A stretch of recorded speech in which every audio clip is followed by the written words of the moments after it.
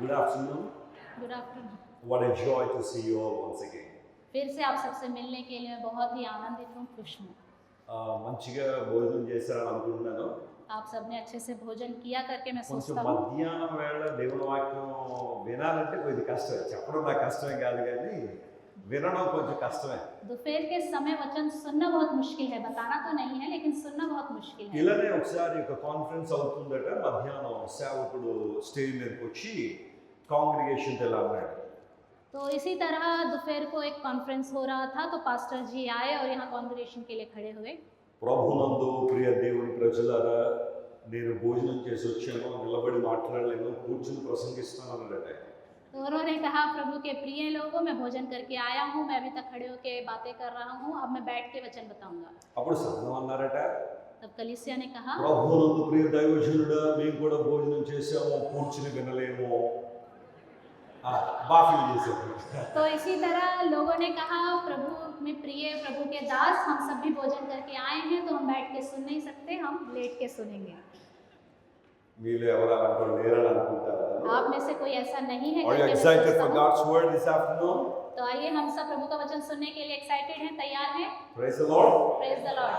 Thank you friends for coming all the way from Ghaziabad నుండి కొమ్మం వచ్చారని విన్నాను. Put your hands together for the team from Ghaziabad.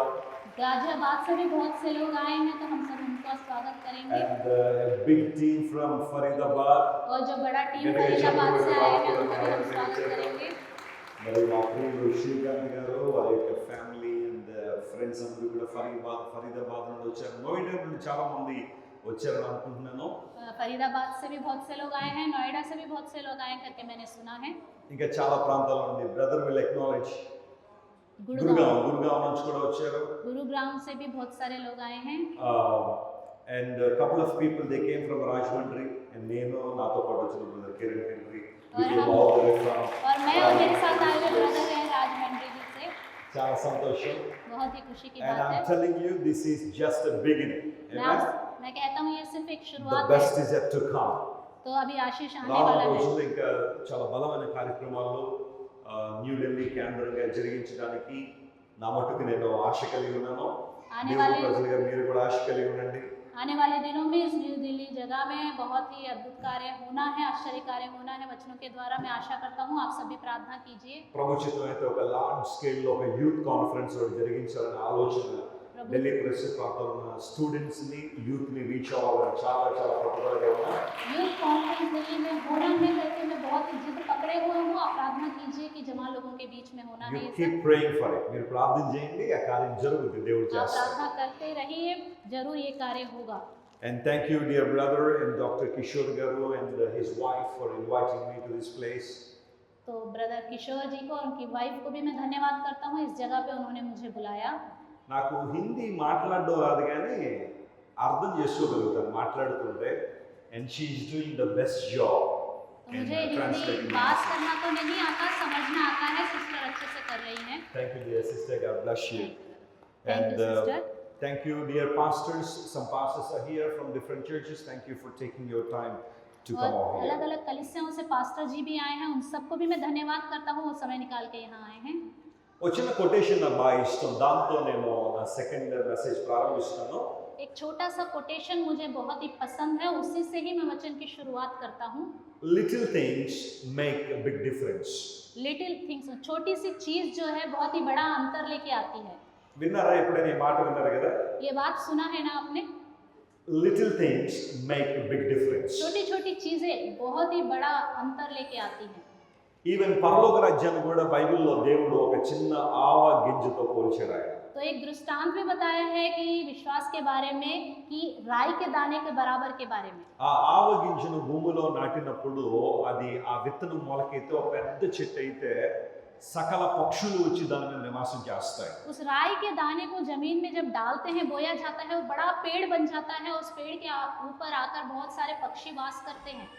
And the seed seems to be very small, but the tree is very big. देखने के लिए वो बीज बहुत ही छोटा है, लेकिन वो पेड़ बहुत ही बड़ा दिखाई देता है। కొన్నిసార్లు మన విశ్వాసంతో చేసే చిన్న చిన్న పనులు రానున్న తరాల్లో ఓ పెద్ద మార్పును తీసుకొస్తాయన్నలో సందేహం లేదు. कई बार छोटे से विश्वास के द्वारा हम जो कार्य करते हैं आने वाले दिनों में वो बड़ा बड़ा करके हमें दिखाई देता है. I'll tell you a small story and I jump into the word of God later. एक छोटी सी कहानी बताकर प्रभु के वचन को मैं आगे ఇది बढ़ाऊंगा. నిజంగా జరిగిన సంఘటన. ये सच्ची घटना है. ఒక 8 ఏళ్ల యవనస్తురాలు యేసు ప్రభువును అంగీకరించిన తన సొంత రక్షకునిగా. एक 8 साल की बच्ची ने यीशु मसीह को अपना प्रभु करके स्वीकार किया. ఆ కాలంలో ప్రతి ఒక్కరి చేతుల్లో బైబిల్ లేవు. उन दिनों में हर एक के हाथ में बाइबल होता था. బైబిల్ లేవు. बाइबल नहीं होता था. సో ఆ బైబిల్ని చదవాలి అంటే ప్రతి ఆదివారం వరకు వెయిట్ చేసి ఆ పాస్టర్ గారు ఏదైతే చెబుతారో దాన్నే తెలుసుకోవాల్సిన పరిస్థితుల్లో వారు ఉండేవారు. तो हर एक को संडे का वेट करना पड़ता था कि पास्टर जी क्या बताएंगे वो सुनना चाहते थे. ఆ సమయంలో ఒకవేళ ఆయన ఏదైనా రాంగ్ ఇంటర్ప్రిటేషన్ కనుక చేస్తే उन दिनों में ప్రజలు కూడా ప్రక్కదారి పట్టే అవకాశాలు చాలా ఎక్కువ ఉండేవి. उन दिनों में अगर कोई भी पास्टर जी गलत तरीके से बताए तो हर एक भटकने के लिए ज्यादा चांस होता था. అయితే ఆ సమయంలో ఆ 8 ఏళ్ల బాలిక తనకంటూ ఒక సొంత బైబిల్ ఉండాలని ఆశించింది. तो उस समय में उस जमाने में उस लड़की ने एक आशा रखी कि मेरा एक खुद का बाइबल होना है. సరే దగ్గరలో ఒక 2 కిలోమీటర్ల దూరంలో ఒక పాస్టర్ గారు ఉన్నారు, ఆయన దగ్గర బైబిల్ ఉంటాయని చెప్పి ఆసక్తితో వెళ్తే ఆయన అన్నారు, నేను చదువుకునే బైబిల్ తప్ప నాకు ఎక్స్ట్రా బైబిల్స్ లేవమ్మా అని చెప్పి నిరాశతో ఆమెను పంపించేశారు. 2 किलोमीटर की दूरी में एक पास्टर जी रहते हैं करके उसको पता चला तो वो बेटी वहां गई और जब बोला तो उन पास्टर जी ने कहा मेरे पास एक ही बाइबल है जो मैं पढ़ता हूँ, इसके अलावा मेरे पास बाइबल नहीं है. సో అక్కడి నుంచి తిరిగి వస్తున్నప్పుడు ఆ పాస్టర్ గారిని అడిగింది, sir what should I do to have my own Bible in my hands. तो वहां से वापस लौटते समय उसने पास्टर जी से कहा, पास्टर जी मैं ऐसा क्या करूं कि मेरा खुद का बाइबल मेरे पास हो. నేను ఎక్కడ ఆ బైబిల్ సంపాదించుకోగలను అడిగింది. मैं कहाँ से वो बाइबल ले सकती हूँ करके उसने पूछा. ఆయన ఏమన్నారంటే, అమ్మా ఇక్కడ నుంచి ఒక 25 మైల్స్ అంటే క్లోజ్ టు 40 కిలోమీటర్స్ నువ్వు కనుక వెళ్ళగలిగితే అక్కడ ఒక పాస్టర్ గారు ఉన్నారు, ఆయన బైబిల్స్ ఇస్తూ ఉంటారు, నీ దగ్గర ఆ బైబిల్ కొనేంత డబ్బు కనుక ఉంటే you can go to him and get your Bible. तो उन पास्टर जी ने कहा 40 किलोमीटर की दूरी में अगर आप जा सकते हो तो जाओ, वहाँ एक पास्टर जी हैं, उनके पास बाइबल है, जितना वो बोलेंगे उतना पैसा आप दे सकते हो तो आपको बाइबल मिल जाएगा. ఆ పాస్టర్ గారి పేరు థామస్ చార్ల్స్ అని ఈ పాస్టర్ గారు చెప్పారు. థామస్ చార్ల్స్ అని ఆయన దగ్గర బైబిల్ దొరుకుతుందమ్మా, దానికి సంబంధించిన ఆ ధనాన్ని నువ్వు దాచుకోగలిగితే నువ్వు వెళ్ళి ఆ బైబిల్ తెచ్చుకోవచ్చు అన్నాడు. तो उन्होंने बताया उन पास्टर जी का नाम पास्टर थॉमस चार्ल्स है, आप जाओ, जितना वो पैसा मांगते हैं उतना अगर आप इकट्ठा कर सकती हो तो इकट्ठा करके जाना. ఈ యవనస్తురాలు తన 10వ ఏట నుండి బైబిల్ కోసం ధనాన్ని దాచడం ప్రారంభించింది. तो इस लड़की ने जब वो 10 साल की हो गई तब से पैसे को बचाना शुरू किया. ఏ పని చేసినా తన కళ్ళ ముందు బైబిలే కనబడేది. कोई भी काम वो करती थी उसके सामने से उसको बाइबल नजर आता था. I want to have my own Bible అన్న ఆ డ్రీమ్ కలిగి ఉండి ఆ బైబిల్ కోసం ధనాన్ని దాచింది. मैं चाहती हूँ कि मेरा खुद का बाइबल हो, ये उसने सपना देखा और उसको पूरा करना चाहती थी. తల్లిదండ్రులు ఇచ్చిన ధనం కావచ్చు, లేకపోతే బంధువులు ఇచ్చిన ధనం కావచ్చు, లేదా తను ఎక్కడైనా పని చేయడం ద్వారా వచ్చే చిన్న చిన్న ధనాన్ని పోగు చేసుకుని 6 సంవత్సరాలు కష్టపడి బైబిల్ కోసం డబ్బు దాచింది. माता पिता के द्वारा दिया जाए, किसी और के द्वारा दिया जाए या कोई भी परिचय या काम करने के द्वारा दिया जाए, उन पैसों को बचा के रखा और 6 साल तक उसने ऐसा कार्य किया. ఈ 6 సంవత్సరాలు తన ప్రయాస బైబిల్ దక్కించుకోవడానికే. सिर्फ ये 6 सालों में उसकी मेहनत ये थी कि खुद का एक बाइबल मेरे पास होना है. తన దగ్గర ఉన్న డబ్బుతో బైబిల్ వస్తుంది అని తెలిసిన మరుక్షణమే తన ఇంటిలోంచి ఆ డబ్బులు పట్టుకుని బయలుదేరింది. 25 మైళ్ళు ప్రయాణించాలి. 25 మైల్స్.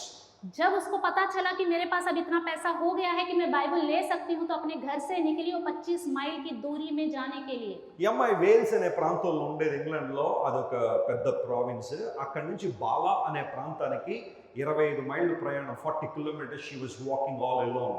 इंग्लैंड में वेल्स करके एक जगह में रहती थी, फाला करके एक जगह है जो 40 किलोमीटर की दूरी में, वहां उसको जाना था. అప్పటికి ఆ అమ్మాయి వయసు 16 సంవత్సరాలు.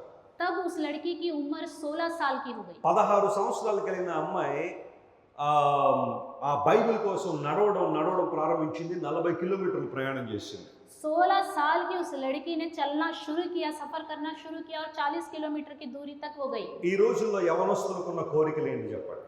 आजकल के जवानों के अंदर की इच्छा क्या है बताइए। వాళ్ళకే గనక చేతి నిండా డబ్బులు ఉంటే ఏం కొనాలని వెళ్తున్నారు వాళ్ళు. अगर उनके पास मुट्ठी भर या हाथ भर के बहुत पैसा हो तो क्या खरीदने के लिए నో निकलेंगे? డౌట్ సేవింగ్స్ కనుక ఉంటే ఫస్ట్ కొనుక్కునే అంశం ఏంటంటే లేదా వస్తువు ఏంటంటే ఐఫోన్ కావాలి ఈ రోజు. कोई डाउट नहीं है, अगर पैसे बचा के रखे सबसे पहला काम आईफोन खरीदना ఈ है। మధ్యన నా దగ్గర ఒక యవనస్తుని తీసుకొచ్చారు కౌన్సిలింగ్ కోసం. काउंसलिंग के लिए मेरे पास एक जवान लड़के को लेके आए थे। లిటరల్ గా 4 రోజులు భోజనం చేయట్లేదు వాడు. 4 రోజులు ఆయన భోజనం చేసి वो 4 दिन से खाना नहीं खा रहा है, కేవలం అప్పుడప్పుడు కొంచెం మంచినీళ్ళు తాగుతున్నాడు, మంచం మీద అలా పడున్నాడు అంతే. सिर्फ पानी पी रहा है और खाट पर पड़ा हुआ है। వాళ్ళ నాన్న వాళ్ళ అంకుల్ ఇద్దరు కలిపి మోసుకుని వచ్చారు వాడి నా దగ్గరికి. उसके अंकल और उसके पापा उठाकर लेके आए थे। ఎందుకు 4 రోజులు భోజనం చేయట్లేదంటే వాడు ఇచ్చిన ఆన్సర్ ఏంటో తెలుసా? उससे पूछा कि क्यों खाना नहीं खाया 4 दिन से, तो उसने जवाब दिया నాకు ఐఫోన్ 16 కొనట్లేదు అన్నాడు. मेरे लिए आईफोन 16 नहीं खरीद रहे हैं ये लोग। ఐఫోన్ 16 కొనాలంట వాడికి, దానికోసం 4 రోజులు భోజనం చేయలేదు. आईफोन 16 उसको चाहिए, इसलिए उसने 4 दिन से खाना नहीं खाया। నేను చెప్పాను, తమ్ముడా నేను ఎన్ని ఫోన్లను కొనుక్కునే శక్తి దేవుడు నాకు ఇచ్చాడు, but still I'm using iPhone 13 now. ఇంకా నేను కూడా అప్గ్రేడ్ అవ్వలేదు దానికి. ఎందుకంటే నువ్వు ఏం చేస్తా ఐఫోన్ 16 అంటే పబ్జి ఆడుతున్నాడు దానిలో.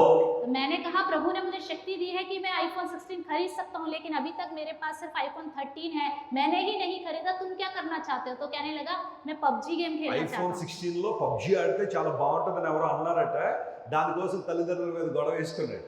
आईफोन 16 खरीद कर उसमें पबजी खेलने से बहुत ही अच्छा लगता है करके किसी ने कहा, इसलिए वो खरीदना चाहता ఈ है और घर రోజుల్లో में యవన लड़ाई బిడ్డల करता है। కోరికలు రకరకాలుగా ఉన్నాయి. आजकल जवानों की इच्छाएं बहुत ही अलग अलग हैं। కానీ మేరీ జోన్స్ అనే 16 years old girl, she wanted to have her own Bible in her hands. लेकिन मेरी जोन्स करके 16 साल की जो लड़की थी, उसकी सिर्फ एक ही आशा थी कि खुद का उसका Bible. After walking 40 kilometers, she was happened to meet Thomas Charles at his home.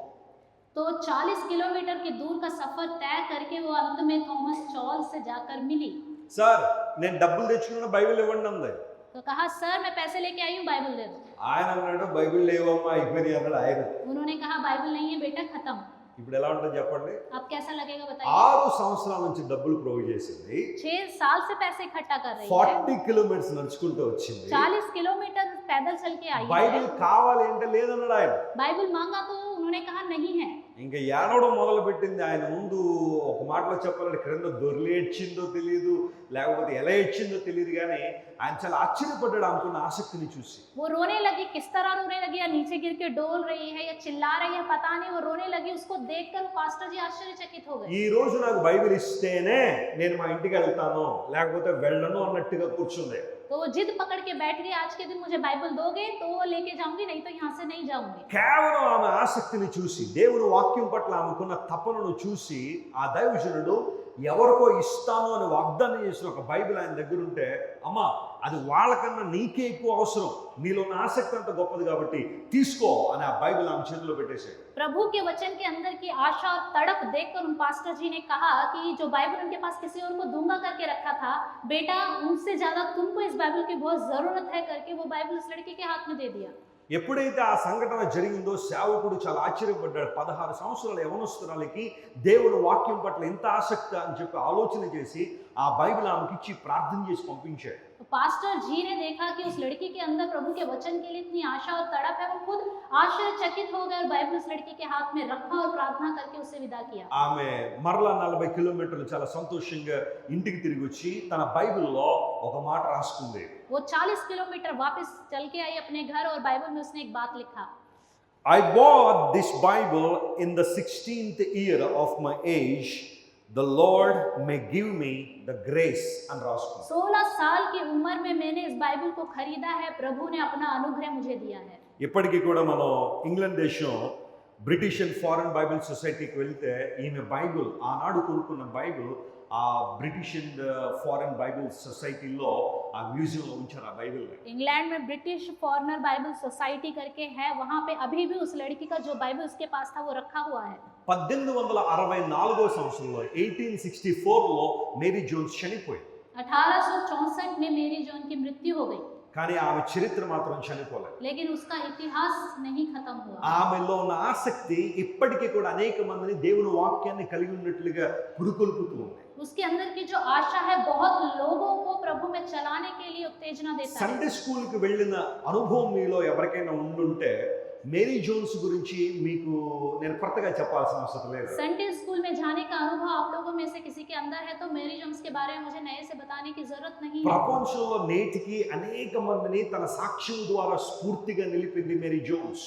पूरी दुनिया में बहुत से लोगों को अपनी गवाहियों के द्वारा स्फूर्ति देने वाला है उसका ఆమె जीवन। తల్లిదండ్రులు దైవ సేవకులు కాదు. उसके माता पिता प्रभु के दास नहीं ఆమె है, తాత ముత్తాతలు దేవుని సేవకులు కాదు. उसके दादा परदादा प्रभु के सेवक नहीं కానీ ఈ है। రోజున సంవత్సరాలు దొర్లుతున్న మేరీ జోన్స్ గురించి మనం మాట్లాడుకుంటున్నాం అంటే ఆమెలో ఉన్న ఆసక్తి ఎంత గొప్పదో ఆలోచించండి. इतने सालों के सालों बीत गए हैं लेकिन फिर भी हम मेरी जोन्स के बारे में बातें कर रहे हैं तो उसके अंदर वचन के लिए जो ఈమె आशा है సాక్ష్యాన్ని విని ఈమెలో ఉన్న ఆసక్తిని చూసి దేవుని వాక్యం అందరి చేతుల్లో ఉండాలని ఆశించిన ఇంగ్లాండ్ బైబిల్ సొసైటీ వారు మరి ఎక్కువగా బైబిల్ ముద్రించడం ప్రారంభించారు. इनके अंदर की आशा को देखकर इंग्लैंड के बाइबल सोसाइटी वाले लोगों ने और अधिक से अधिक बाइबल को बेचना शुरू किया। Small things make big difference అనడానికి మేరీ జోన్స్ ఒక చక్కని ఉదాహరణ.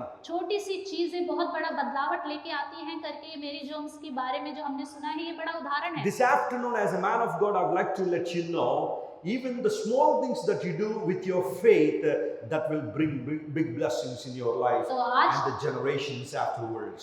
तो आज के दिन भी इस सेशन में प्रभु के वचन के द्वारा हम यही जानने वाले हैं कि छोटा सा विश्वास आपके जीवन में बहुत बड़ा कार्य करेगा, बहुत बड़ा बदलावट लेके आएगा, अभी ही नहीं आने वाले दिनों में भी। Praise the Lord, hallelujah. Hallelujah. దేవుని వాక్యాన్ని చదువుకుందాం. प्रभु के वचन को पढ़ेंगे। Third epistle of John and there is only one chapter तीसरा यूहन्ना and let us read verse 2. तो उसमें हम दूसरा वचन पढ़ेंगे। Third epistle of John chapter 1 there is only one chapter and verse 2. तीसरा యోహాను यूहन्ना రాసిన మూడో పత్రిక రెండో వచనం. दूसरा वचन। ప్రియుడా నీ ఆత్మ వర్ధిల్లుచున్న ప్రకారము నీవు అన్ని విషయములో వర్ధిల్లుచు సౌఖ్యముగా ఉండవలనని ప్రార్థించుచున్నాను. हे प्रिय, मेरी यह प्रार्थना है कि जैसे तू आत्मिक उन्नति कर रहा है वैसे ही तू सब बातों में उन्नति करे और भला चंगा रहे। ప్రియుడా నీ ఆత్మ వర్ధిల్లుచున్న ప్రకారము.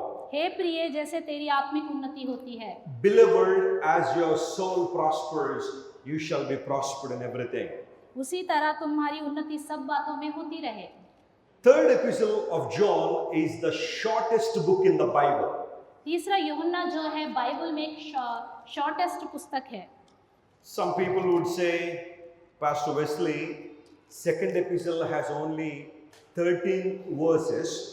कुछ लोग कहते हैं पास्टर जी दूसरा यूहन्ना में 13 वर्ष हैं, But in the third epistle of John, it has 14 verses. लेकिन ये तीसरे जॉन में 14 वचन हैं। But how can you say this is the shortest chapter, लेकिन- shortest book in the Bible? लेकिन आप कैसे बोलते हैं कि पूरे बाइबल में छोटी पुस्तक है? It's not based on verses, but it's based on words. We can say third John is the shortest book in the Bible. वचनों के बेस पे नहीं, इसके अंदर की बातों के अनुसार सबसे छोटी पुस्तक ये तीसरा यूहन्ना है। So John had written 5 books in the Bible. तो यूहन्ना ने 5 पुस्तकें बाइबल में लिखी हैं, We call them as Johannine literature. तो इसको कहते हैं जॉनल लिटरेचर। యోహాను గారు 5 పుస్తకాలు రాశారు కదా, చెప్దామా ఏమేంటి? మొట్టమొదటిగా वो क्या क्या है आप बताएंगे? యోహాను సువార్త, यूहन्ना सुसमाचार, 3 ఉత్తరాలు, 3 letters, 3 पत्रिकाएं, and the last book of the Bible written by John, that is Revelation. तो आखिरी पुस्तक जो लिखा है प्रकाशित वाक्य। So Revelation is one of the amazing books in the Bible that talks about consummation of this world. तो ये जो प्रकाशित वाक्य है बहुत ही अद्भुत पुस्तक है जो इस दुनिया के बारे में अंत में क्या होने वाला है लिखा गया। What is the ultimate destiny of believers? If you want to know it, you have to read the book of Revelation. अगर आप प्रकाशित वाक्य पढ़ेंगे तो आपको पता चल जाएगा कि विश्वासियों का गम्य स्थान क्या है, तो आप उसे पढ़िए। God extended His grace to me to explain the book of Revelation in 30 days. If you'd like to know them and if you'd like to listen to them, tune into our YouTube channel, you will find those प्रभु ने messages. मुझे अनुग्रह दिया कि इस revelation, इस प्रकाशित वाक्य को अच्छे से एक्सप्लेन करने के लिए कि किस विषय में लिखवा गया है। तो 13 दिन के लिए जो मैंने इसको स्टडी करके रखा है वो YouTube में आप अगर चाहते हैं तो ज्वाइन हो सकते हैं, देख सकते हैं। Holy Spirit God inspired John to write 3 letters to certain people. यूहन्ना को पवित्र आत्मा ने प्रेरणा दिया कि 3 पत्रिकाएं लिख सके। So here the 3rd epistle was addressing to a man called Gaius. ये जो तीसरा एपिस्टल है, మూడవ ఉత్తరం గాయు అనబడే వ్యక్తికి రాశాడు. गाय करके एक व्यक्ति है, उसके लिए लिखा गया है। गयुस करके व्यक्ति के विषय में लिखा गया है। రాస్తే అన్నాడంటే ప్రియుడా నువ్వు ఆత్మలో వర్ధిల్లితే అన్ని విషయాల్లో వర్ధిల్లుతావు. लिखते समय कहा है कि आत्मिक उन्नति आपकी होगी तो हर बातों में आप बढ़ सकते हैं। We all want to be prospered in everything, right? हम सब बहुत विषयों में उन्नति पाते हैं ना। Lot of people they come to us and ask us, Pastor Wesley, would you please pray for our need? We want our needs to be met by Jesus. तो बहुत से लोग मेरे पास आते हैं, पास्टर जी हमारे लिए प्रेयर कीजिए, हमें ये चाहिए वो चाहिए, इन चीजों की जरूरत है, हमारे आत्मिक जीवन की जरूरत है करके बोलते हैं। We have so many wants and so many desires. हमारे जीवन में बहुत सारी इच्छाएं हैं, बहुत सारी परेशानियां हैं। Nothing wrong in having good desires. तो आशा होना बुरी बात नहीं है। మంచి కోరికలు ఉండడం తప్ప అండి? अच्छी तब आशा होगा। होना बुरी है। అందరికీ మంచి కోరికలు ఉండాలి, మంచి ఆశలు ఉండాలి. हर एक के अंदर अच्छी आशाएं, अच्छी इच्छाएं होनी కానీ चाहिए। కొంతమందికి చెడ్డ కోరికలు ఉంటాయి. लेकिन बहुत लोगों के अंदर बुरी इच्छाएं होती हैं। కొంతమంది అంటారు అసలు మన కోరికలే ఉండకూడదు అంటారు. बहुत लोग कहते हैं कि इच्छाएं हमारे अंदर होनी भी नहीं चाहिए। బుద్ధిజం యొక్క ప్రధాన అంశం ఏంటో తెలుసా? వాళ్ళు ఏమంటారంటే ప్రపంచంలో జరుగుతున్న అనేక వినాశనాల కారణం మనలో ఉన్న కోరికే కాబట్టి అసలు మనకు కోరిక ఉండకూడదు అంటారు. जो बुद्धिज्म के लोग हैं कहते हैं कि संसार में विनाश का कारण हमारे अंदर की इच्छाएं हैं, इसलिए हमारे अंदर कोई भी इच्छाएं, आशाएं नहीं होनी चाहिए। అయితే ఒక మాట చెప్తాను వినండి, నాకు కోరిక ఉండకూడదు ఉండకూడదు ఉండకూడదు అనుకోవడం కూడా కోరికే కదా. అందుబట్టి కోరిక ఉండకూడదు అని ఎప్పుడు అనుకోకూడదు, మనం ఉండాలి. एक बात बताइए, मेरे अंदर कोई इच्छा नहीं होनी है, आशा नहीं होनी है, ऐसा सोचना भी तो एक आशा है। तो इसलिए मैं कहता हूँ ऐसा सोचना भी नहीं चाहिए। సో మానవునికి కోరికలు ఉండాలి, అయితే అవి మంచివై ఉండాలని బైబిల్ సెలవిస్తుంది. इंसान के अंदर इच्छा होती है लेकिन वो अच्छी होनी चाहिए करके बाइबल हमें बताती है। When we align our lives to the word of God, we will have good desires to be fulfilled. जब हम अपने जीवन को प्रभु के वचन के अनुसार सही करते हैं तो हमारा जीवन के अंदर की इच्छाएं भी सही होती हैं। కొంతమందికి చెప్పాను కదా, వ్యర్థమైన కోరికలు ఉంటాయని చెప్తా ఉంటాను కదా. मैंने भी बताया ना, कुछ लोगों के अंदर बेकार इच्छाएं होती हैं। నా పరిచర్యలు ఇలాంటి చాలా చూస్తూ ఉంటాను అప్పుడప్పుడు. मैं अपने सेवा में ऐसी बहुत सारी चीजों को देखता रहता हूँ। ఒకసారి మార్నింగ్ 3:30 ఆ టైంలో నాకు ఒకసారి ఫోన్ వచ్చింది. सुबह 3-3:30 बजे मेरे पास एक फोन అండ్ आया। ఆఫ్ కోర్స్ మా ఆఫీస్కి వస్తే వాళ్ళు నాకు కనెక్ట్ చేశారు, కాల్ కనెక్ట్ చేశారు. तो अब मेरे ऑफिस में आया था, उन्होंने मुझे कनेक्ट करके दिया। ఒక యవనస్తుడు లైన్లో ఉన్నాడు వరంగల్ నుంచి. तो वरंगल से एक व्यक्ति, जवान व्यक्ति लाइन में था। ఇప్పుడు ఎలాగైనా నేను వెస్లీ గారితో మాట్లాడాల్సిందే అని పట్టుబట్టాడు. किसी तरह मैं उनसे बात करना चाहता हूँ पास्टर जी से करके उसने जिद लगा के रखा। యూజువల్గా I go to sleep at 1 o'clock in the night. तो रात के 1 बजे मैं नींद में चला जाता हूँ, सो जाता हूँ। 3 o'clock అంటే నేను చాలా మంచి నిద్రలో ఉన్నాను ఆ టైంలో. 3 बजे मैं अच्छी नींद में था। బట్ కంటిన్యూస్గా నా ఫోన్ రింగ్ అవుతుంది, లిఫ్ట్ చేశాను. ఏంటి సంగతి అంటే ఒక అబ్బాయి అర్జెంటుగా మీతో మాట్లాడాలంటాడు. तो लगातार फोन रिंग हो रहा था, मैंने उठाया, मैंने कहा क्या है? तो वो कहने लगे कि एक लड़का है आपसे अर्जेंटली बात करना चाहता है। సో లైన్ కలపమన్నాను. तो मैंने कहा मिलाओ। లైన్ కలిపిన తర్వాత అడిగాను, తమ్ముడా ఏంటి ఎక్కడి నుంచి ఫోన్ చేసావు? అన్న నేను వరంగల్ నుంచి మాట్లాడతాను. ఏంటి సంగతి ఈ టైంలో ఫోన్ చేసావు అంటే, ఏమీ లేదన్నా మీరు ప్రార్థన చేయాలి అర్జెంటుగా నాకు అన్నాడు. तो मैंने कहा क्या हो गया, आप कौन हो? तो कह रहे मैं वरंगल से बात कर रहा हूँ, ऐसी बात है। तो मैंने कहा कि क्या है इतना अर्जेंटली फोन करा? कह रहे कुछ नहीं, बस आप अभी मेरे लिए प्रार्थना करो। సరే తమ్ముడా ఎందుకు చేయమంటావు చెప్పు, ప్రార్థన ఎందుకు చేయాలో చెప్పు, ప్రార్థన చేస్తాను అంటే, ఏమీ లేదన్నా నేను సూసైడ్ చేసుకోబోతున్నాను, మీరు ప్రార్థన చేస్తే నేను పరలోకం వెళ్ళిపోతాను. तो कहने लगा कि कुछ नहीं है भैया, मैं सुसाइड करने जा रहा हूँ, आप प्रार्थना करोगे तो मैं स्वर्ग चला जाऊंगा। అబ్బా వాడి కోరిక ఎంత అద్భుతంగా ఉంది. देखो उसकी जो आशा है, इच्छा कितनी अच्छी है। ఒక చేతిలో ఫోను, ఒక చేతిలో పురుగుల మందు డబ్బా అంట. ఇప్పుడు నేను వాడి కోసం ప్రార్థన చేయాలట. इसके एक हाथ में फोन है जो मुझसे बात कर रहा है, दूसरे हाथ में जो है कीड़ा मारने वाली दवाई है और कह रहा है मैं अभी प्रार्थना करूं। ఏం చేయాలి? क्या करूं? ప్రభువా, प्रभु ఈ యవనస్తుడు పురుగుల మందు తాగి ये जवान ये कीड़े की दवाई पी रहा है, कीड़े मारने నేల वाली మీద दवाई, పడి अभी जमीन पे गिरकर నోటి నుండి నొరగలు కక్కుతూ मुंह से झाग निकालेगा కాసేపట్లో చచ్చిపోబోతున్నాడు. और थोड़ी देर में मरने जा रहा है। నువ్వు దయచేసి నీ దూతలైన లూసిఫర్ని, మిఖాయిల్ని, రఫాయిల్ని పంపించి कृपा करके अपने दूत मिखाएल और लूसीफर को भेजे ఈ సహోదరుడి ఆత్మను పరలోకంలో ప్రైమ్ ప్లేస్ లో కూర్చోబెట్టినారని ప్రార్థన చేయాలి. इस स्वर्ग में अपने प्राइम के उपास उसको रखो करके मुझे प्रार्थना करना है। అలాంటి ప్రార్థన దేవుడు వింటాడా? क्या इस तरह की प्रार्थना Never. प्रभु सुनेगा? కొంతమంది ప్రార్థన చేయమని అడుగుతారు, దేనికోసం? రకరకాల ఆశలు ఉంటాయి వాళ్ళు. कुछ लोग प्रार्थना करने के लिए कहते हैं, किस लिए उनके अंदर अलग अलग तरह की इच्छाएं होती हैं। ఒకసారి ఇలాంటి కాన్ఫరెన్స్కి వెళ్ళి అయిపోయిన తర్వాత ఒక యవనస్తుడు కలుసుకుని వెస్లీ గారు ప్రార్థన గురించి బాగా చెప్పారండి. Do you think God answers our prayers అన్నాడు.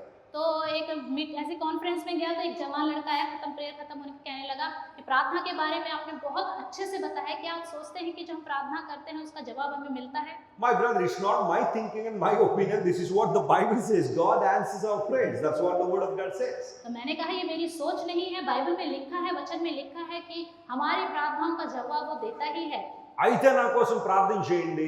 నేను టీవీ 9 లో వార్తలు చదువుతున్న అమ్మాయిని ప్రేమిస్తాను, మా ఇద్దరికి పెళ్ళేలా ప్రార్థన చేయడం. तो उसने कहा फिर तो मेरे लिए प्रार्थना करो, टीवी 9 में जो न्यूज़ पढ़ती है उस लड़की से मैं प्यार करता हूँ, उसके साथ मेरी शादी हो जानी TV चाहिए। 9 is a news channel in South India. Of course, perhaps you all know about it. TV 9 हमारे साउथ में एक न्यूज़ चैनल है, बहुत लोग जानते होंगे। అందులో ఒక ఆమె ప్రతి ఉదయం లేచి వార్తలు చదువుతుందంటే వీడు ఉదయాన్నే లేచి ఆమె చూసి ప్రేమలో పడ్డాడంటే అమ్మాయితో. और सुबह सुबह एक लड़की है जो न्यूज़ पढ़ती है उस चैनल में, तो सुबह सुबह उठकर उसको देख देख के प्यार में गिर गया। వాడి ఆసక్తి ఎంత గొప్పగా ఉందంటే, ఇఫ్ జీసస్ ఈజ్ రియల్ ఆమె నాకు భార్యకి ఇచ్చేయాలి అంతే అన్నట్టుగా उसके మాట్లాడుతున్నాడు. अंदर की आशा इतनी बड़ी है कि अगर यीशु मसीह सच्चा है तो वो मेरी पत्नी हो जानी चाहिए। Some people they have such kind of desires in their lives. दुनिया में ऐसे बहुत लोग हैं जिसके अंदर अलग अलग इच्छाएं होती है इस तरह They की। come to God and they ask something that they don't know. वो प्रभु में आते हैं और प्रभु से मांगते हैं जिसके बारे में वो खुद नहीं जानते। But here the Bible says, my beloved, you must grow in spirit first, then all things shall be added unto you. लेकिन बाइबल में लिखा है, हे मेरे प्रियो, पहले तुम आत्मिक उन्नति में बढ़ते जाओ, उसके बाद सब बातें तुम्हें मिल जाएंगी। Spiritual prosperity is most important thing that you and I should seek after. आत्मिक उन्नति बहुत ही जरूरी है, बाइबल के हिसाब से हमारे जीवन में होना మనందరం चाहिए। కూడా ఆధ్యాత్మికంగా ఉన్నతమైన స్థానంలో పటిష్టంగా ఉంటే ఆ తర్వాత దేవుడు అన్ని విషయాల్లో మనల్ని ఆశీర్వదిస్తారని బైబిల్ చాలా ఖచ్చితంగా సెలవిస్తుంది. अगर हम आत्मिक उन्नति में स्थिर रहेंगे, बढ़ते जाएंगे, तो बाइबल में लिखा है हम जो भी प्रभु से मांगेंगे इस पृथ्वी में हमें मिलता रहेगा। It's a desire of God that we should have a good life on this earth. प्रभु की इच्छा है कि इस दुनिया में जब हम रहते हैं हमारी इच्छाएं, हमारा जीवन जो है अच्छा होना चाहिए। When we read the Bible in the book of Genesis chapter 1, God blessed Adam and Eve. अगर हम उत्पत्ति पहला अध्याय में देखें तो प्रभु ने जो है आदम और हव्वा को आशीष दिया। దేవుడు వారిని కలుగు చేసిన తర్వాత ఏదేను తోటలో వారి నుంచి వారిని ఆశీర్వదించును అనే మాట మనం చూస్తాం. वहाँ लिखा है जब प्रभु ने उन दोनों को बनाया, अदन की वाटिका में रखकर उन्हें आशीर्वाद दिया। So that is the heart of God. దేవుని మనసు అది, वो प्रभु का मन है, దేవునికి ఉద్దేశం అది. वो प्रभु का उद्देश्य है। నీవు నేను అన్ని విషయాల్లో అభివృద్ధి పొందాలని, అన్ని విషయాల్లో ఉన్నతమైన స్థితికి రావాలని దేవునికి ఆలోచన. आप और मैं बहुत सारे विषय में आत्मिक उन्नति में बढ़ते जाएं, ऐसा सोच रखें करके प्रभु की इच्छा है। చాలా మంది చిన్న పిల్లల్ని నా దగ్గర తీసుకొచ్చి ప్రార్థించమని అడుగుతూ ఉంటారు. बहुत से लोग छोटे छोटे बच्चों को लाकर मेरे पास प्रार्थना करने के लिए कहते हैं। మనస్ఫూర్తిగా వారి కోసం ప్రార్థన చేస్తాను. ఏమన్నా తెలుసా? मैं पूर्ण मन से उनके लिए प्रार्थना करता हूँ। क्या है? ప్రభువా ఈ ప్రియ బిడ్డలను ఉన్నత స్థలాల్లో ఉంచండి అని ఆయన ప్రార్థన చేస్తాను. प्रभु इन छोटे बच्चों को, प्यारे बच्चों को ऊंचे स्थानों पर प्रभु आप रखिए। ఏంటి ఆ ఉన్నత స్థానం అంటే, స్పిరిచువల్ గా మొట్టమొదటిగా వారు ఉన్నత స్థలాల్లో ఉండాలి. वो उन्नति मतलब अच्छे स्थान मतलब क्या है? आत्मिक रूप से వారు उन्नति। దేవునికి దగ్గరగా రావాలి.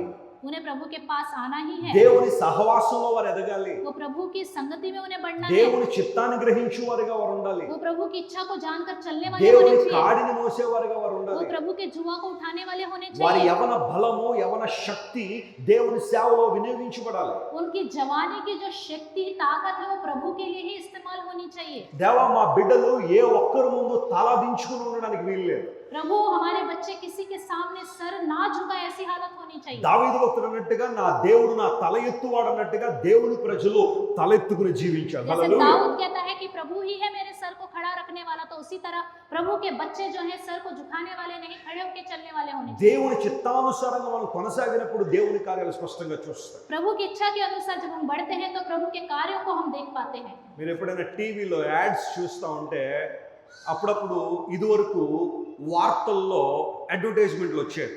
अगर आप देखें तो पहले जो न्यूज़ पढ़ते थे उसमें बीच में एडवर्टाइजमेंट आता था। ఇప్పుడు అడ్వర్టైజ్మెంట్ మధ్యలో వార్తలు వస్తాయి అప్పుడప్పుడు.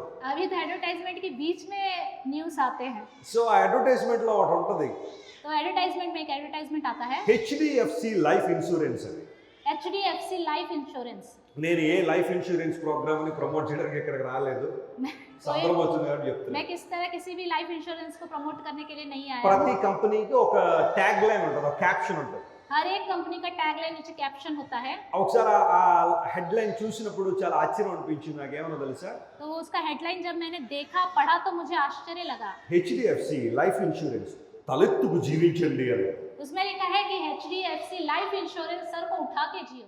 వారి కంపెనీలో కనుక మనం డబ్బులు పెట్టి లైఫ్ ఇన్సూరెన్స్ కనుక చేయించుకుంటే మనం తలెత్తుకుని బతకచ్చు అనేది వాళ్ళకి ఆలోచన. उनका उद्देश्य ये है कि उनकी कंपनी में अगर हम लाइफ इंश्योरेंस करेंगे तो हम सर उठा के जी सकते हैं। అసలు ఈ భూమి మీద నిజంగా తలెత్తుకుని ఎవరు బ్రతకగలరు అంటే యేసు ప్రభువును అంగీకరించిన వారు మాత్రమే. హల్లెలూయా.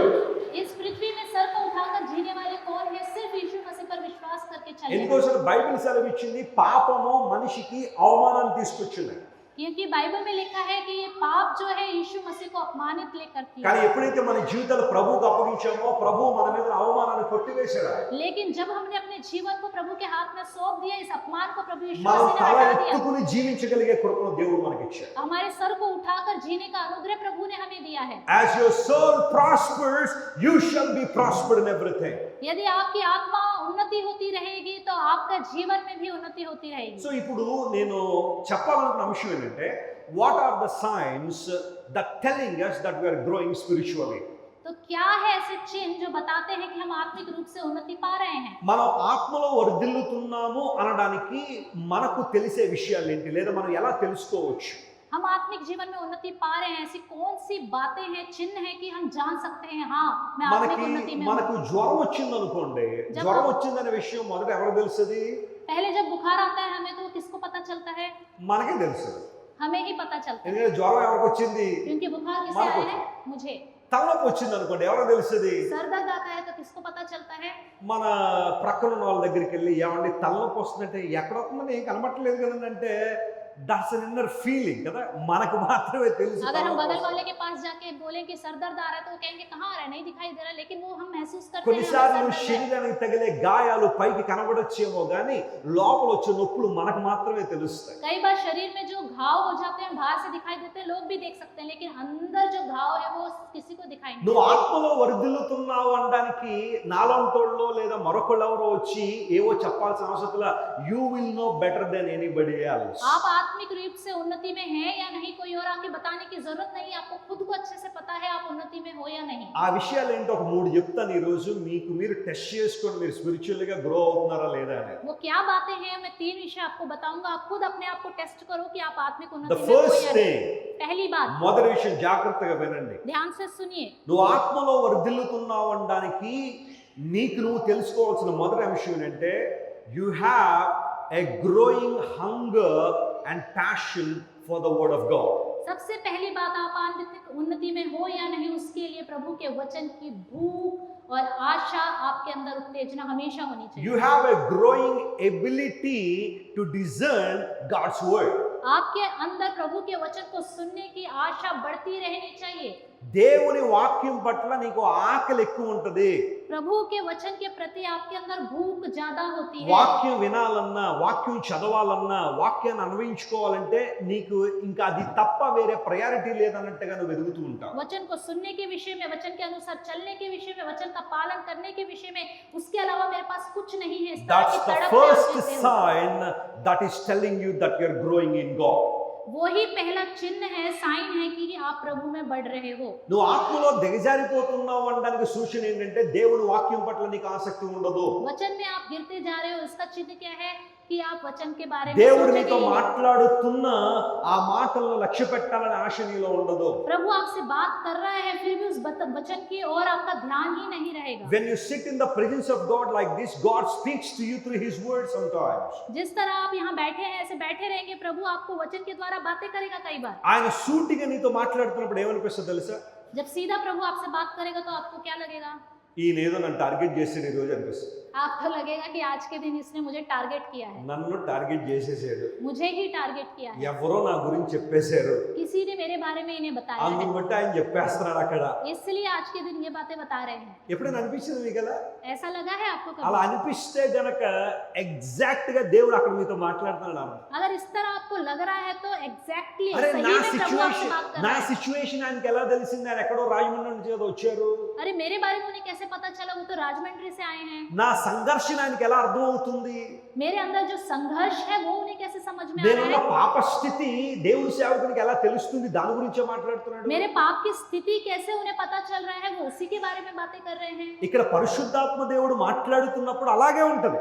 यहाँ पे पवित्र आत्मा परमेश्वर जब बात करता है ऐसे ही लगता है. ఎందుకోసం దేవుడి వాక్యం మొట్టమొదటిగా చేసే పని ఆ వాక్యము నిన్ను నన్ను కరెక్ట్ చేస్తానికి ప్రయత్నం प्रभु చేస్తుంది. का वचन सबसे पहले करता है काम मुझे और आपको ठीक करता है. దేవుడి వాక్యం మనలో ఉన్న అపరిశుద్ధతను, మనలో ఉన్న దేవునికి అవిధేయమైన తలంపులను తీసేయడానికి దేవుడి వాక్యం ప్రయత్నం చేస్తుంది. प्रभु का वचन काम करता है हमारे अंदर की अपवित्रता को, हमारे अंदर की गंदगी को निकालने की.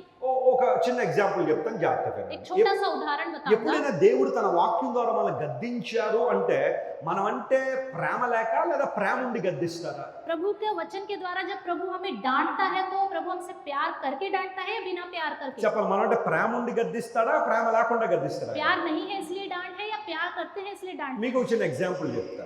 छोटा सा उदाहरण. ఇద్దరు డాక్టర్లు ఉన్నారు. दो डॉक्टर हैं. ఒక వ్యక్తి క్యాన్సర్ తో బాధపడుతున్న వ్యక్తి ఉన్నారు. एक व्यक्ति है जो कैंसर से पीड़ित है. ఒక డాక్టర్ గారు ఏమన్నారంటే, బాబు కొంచెం నువ్వు బాధపడినా కానీ, కొంచెం ఇబ్బంది పడినా కానీ నీకు కీమోథెరపీ ఇప్పించాలి లేదా రేడియేషన్ తీసుకురావాలి, నీ దేహం ఉన్న క్యాన్సర్ కణాలను మొత్తం రిమూవ్ చేస్తేనే మిగతా కణాలన్నీ బాగుంటాయి, మిగతా దేహం అంతా బాగుంటుంది, అందుకు గాను కొంతకాలం నువ్వు పెయిన్ గుండా వెళ్ళాల్సి వచ్చిన that is good for you అన్నాడు అనుకోండి డాక్టర్ గారు. ఆయన మంచోడా చెడ్డోడా? एक डॉक्टर ने कहा बेटा आपको कैंसर की बीमारी है, थोड़ा कष्ट हो, थोड़ा दुख हो, परेशानी हो, फिर भी आपको कीमोथेरेपी रेडिएशन देना पड़ेगा. कुछ महीनों कुछ दिनों तक आपको परेशानी से दर्द से गुजरना ही होगा, लेकिन धीरे धीरे ठीक हो जाएगा. अगर ऐसे डॉक्टर कह रहा है तो वो उसके प्रति प्यार दिखा रहा है या नहीं? ఆయన మంచోడా చెడ్డోడా చెప్పండి? वो अच्छा है बुरा है बताइए? ఖచ్చితంగా మంచి డాక్టరే. ఏమేం ప్రైజ్ లో वो सच में अच्छा डॉक्टर है. మరొక ఆయన ఉన్నాడు డాక్టర్ గారు. ఆయన ఎవరో తెలుసా? एक और डॉक्टर है, उन्होंने कहा బాబు అంతా బాగుందయ్యా, యు ఆర్ సో గుడ్, అసలు మళ్ళీ మామూలుగా లేదు, నీ దేహం చాలా బాగుంది, ఏం పర్వాలేదు, నీకు ఏ ఇబ్బంది లేదు, నీకు ఏ కెమోథెరపీ అక్కర్లేదు, ఏ రేడియేషన్ అక్కర్లేదు, నువ్వు హ్యాపీగా బతికే సరిపోద్ది అన్నాడు అనుకోండి. ఆయన మంచోడా చెడ్డోడా? और दूसरे डॉक्टर के पास गया, उसने बोला अरे तुम तो पहले से भी बहुत अच्छे लग रहे हो, फिट लग रहे हो, कुछ भी नहीं है, कोई कैंसर नहीं है, कुछ भी नहीं, अच्छे से जाओ, आपका शरीर भी बिल्कुल नया नया सा लग रहा है, आप जा सकते हो, फिट होकर के बोला. अब वो अच्छा है एक बुरा है? నీ మీద నిజంగా శ్రద్ధ ఉంటే ఆయన ఏమంటాడు తెలుసా? ప్రాసెస్ కొంచెం కఠినంగా ఉండొచ్చేమో కానీ రిజల్ట్ మాత్రం చాలా బాగుంటది. अगर सच में वो आपसे प्यार करता है या श्रद्धा करता है आप पर, तो कहेगा कि प्रोसेस थोड़ा दर्ददायक है लेकिन फिर भी आप ठीक हो जाओ. దేవుని వాక్యాన్ని లోబడ్డం కూడా కొన్నిసార్లు నీకు కష్టంగా అనిపించొచ్చు. प्रभु के वचन में झुककर चलना आपको मुश्किल लगेगा. తరతరాలుగా ఒక పాపం నీ ఇంట్లో ఒక జనరేషన్ ఆఫ్టర్ జనరేషన్స్ నీ ఇంట్లోంచి వచ్చేస్తుండొచ్చు. एक पाप पीढ़ी से पीढ़ी आपके परिवार में आती जा रही है. ఒక అలవాటు నీ జీవితంలో అనేక సంవత్సరాల నుంచి డెవలప్ అయిపోయి ఉండొచ్చు. एक आदत आपके जीवन में कई सालों से रहते रहते बढ़ गई होगी. ఒక త్రాగుబోతుతనాన్ని వదులుకోవడం అంటే కొంచెం కష్టంగా అనిపించొచ్చు. शराबी को शराब पीना छोड़ना मुश्किल लगता है. ఒక అక్రమ సంబంధాన్ని వదులుకోమని దేవుని వాక్యం చెబుతున్నప్పుడు అది కష్టంగా అనిపించొచ్చు. एक गलत रिश्ता प्रभु क्या वचन कहता है उसे छोड़ दो, लेकिन छोड़ना आपको गलत लगता है. నీ స్నేహితులు నువ్వు చెడ్డ మార్గంలో నడిపిస్తారని తెలిసినప్పుడు అలాంటి వారిని వదిలిపెట్టే దుష్ట సాంగత్యం మంచి నడవడిని చెడిపేస్తుంది, అది నీ భవిష్యత్తును పాడు చేస్తుందని దేవుడు వాక్యం ద్వారా ప్రకటించబడినప్పుడు అది అంగీకరించడం కొంచెం కష్టంగా అనిపించొచ్చు. जब आप बुरी संगति करते हो, प्रभु का वचन कहता है बुरी संगति को छोड़ दो, उनके साथ नहीं जाना, तो वचन दिखा के बोलने पर वो आपको सही नहीं लगता. నువ్వు సంపాదిస్తున్న ధనం నువ్వు న్యాయయుక్తంగా సంపాదించట్లా, అన్యాయం చేసి సంపాదిస్తున్నావు, అలాంటి సంపాదన నీకు వద్దు అని గనక దేవుడు అంటే కొంచెం కష్టంగా ఉండొచ్చు. जो कमाई आप करते हो वो गलत कमाई है, अन्याय रीति से आप कमाते हो, ऐसी कमाई को छोड़ दो करके बोलेंगे तो आपको गलत लगेगा.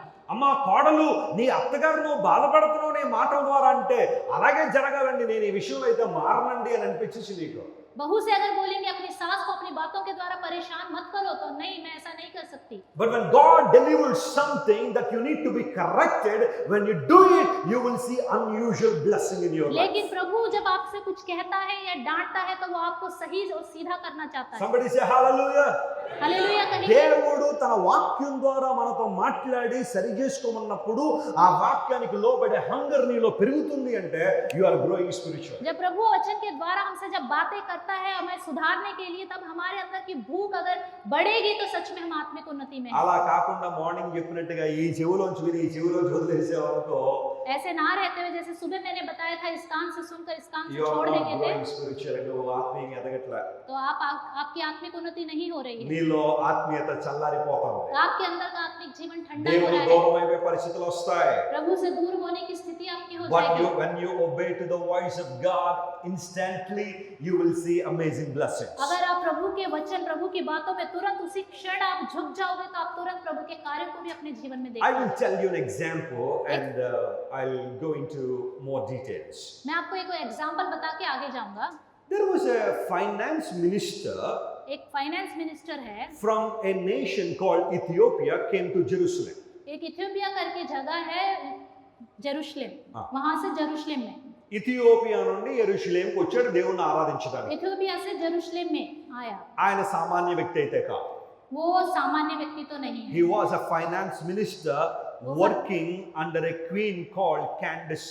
కందాకే అనే రాణి క్రింద పనిచేస్తున్నాడు. तंबाके करके एक रानी के नीचे काम करने वाले फाइनेंस मिनिस्टर हैं वो, And he was a finance minister, ఆర్థిక మంత్రి.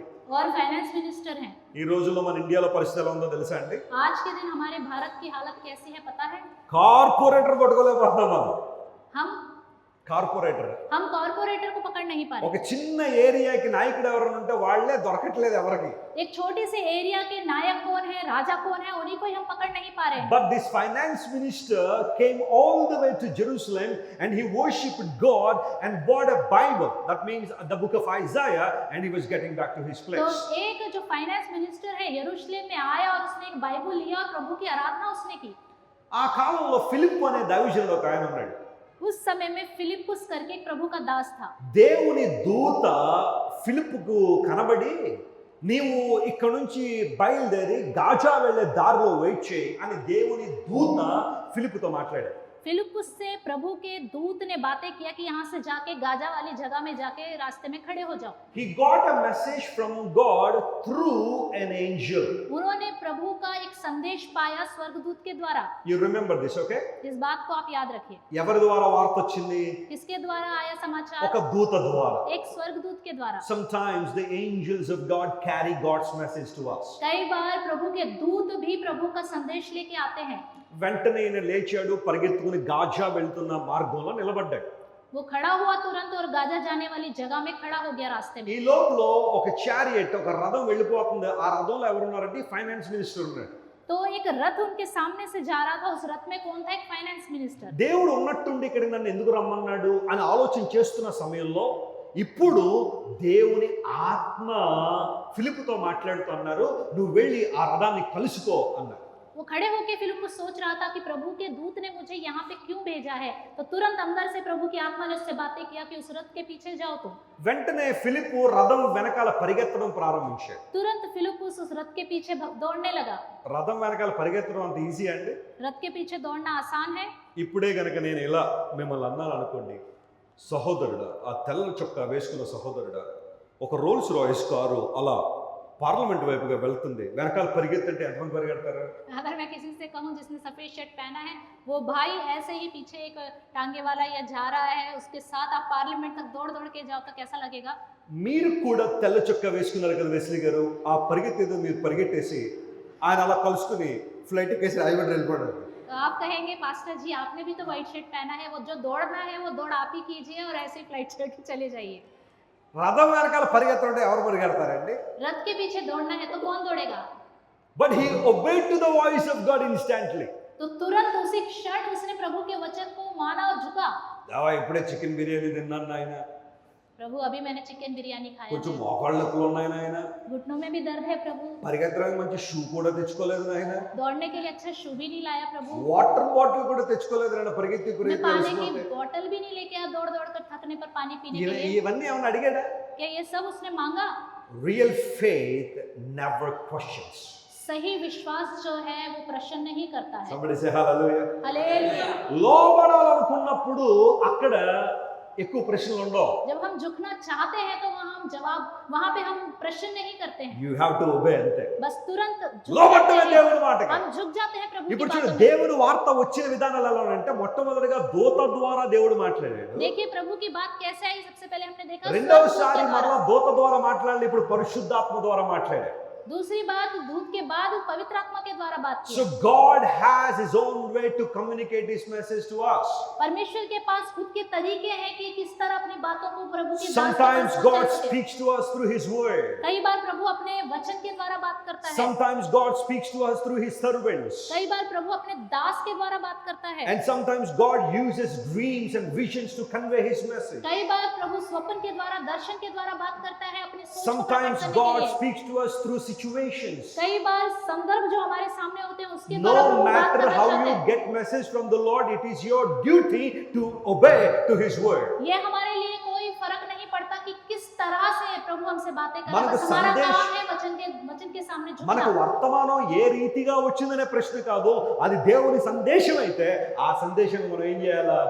లోబడాలి. वो Hallelujah. समाचार कहाँ से आया है इससे कोई फर्क नहीं, कौन लेके आए फर्क नहीं, लेकिन सिर्फ प्रभु का है, हमें झुकना है। ఆ లోబడ్డంలో కొంచెం కష్టం ఉంటది, కానీ అక్కడ మనం ప్రూవ్ చేసుకోగలిగితే, దేవుని మాట విధేయత చూపించగలిగితే గొప్ప కార్యాలు మనం చూస్తాం. హల్లెలూయా. वहां पे उस बात को सुनकर झुकने में दिक्कत तो होती है, लेकिन तुरंत झुककर उस काम को हम करेंगे, पालन करेंगे तो सच में बहुत ही महान बात है। So one of the foremost signs that you are growing spiritually is this: you have a hunger and passion to obey to God's word. पहला चिन्ह कि आप प्रभु की उन्नति में हो या नहीं, आत्मिक उन्नति में, कि आपके अंदर प्रभु के वचन के लिए, बातों के लिए भूख होनी चाहिए। My father started a church in Rajahmundry many years ago.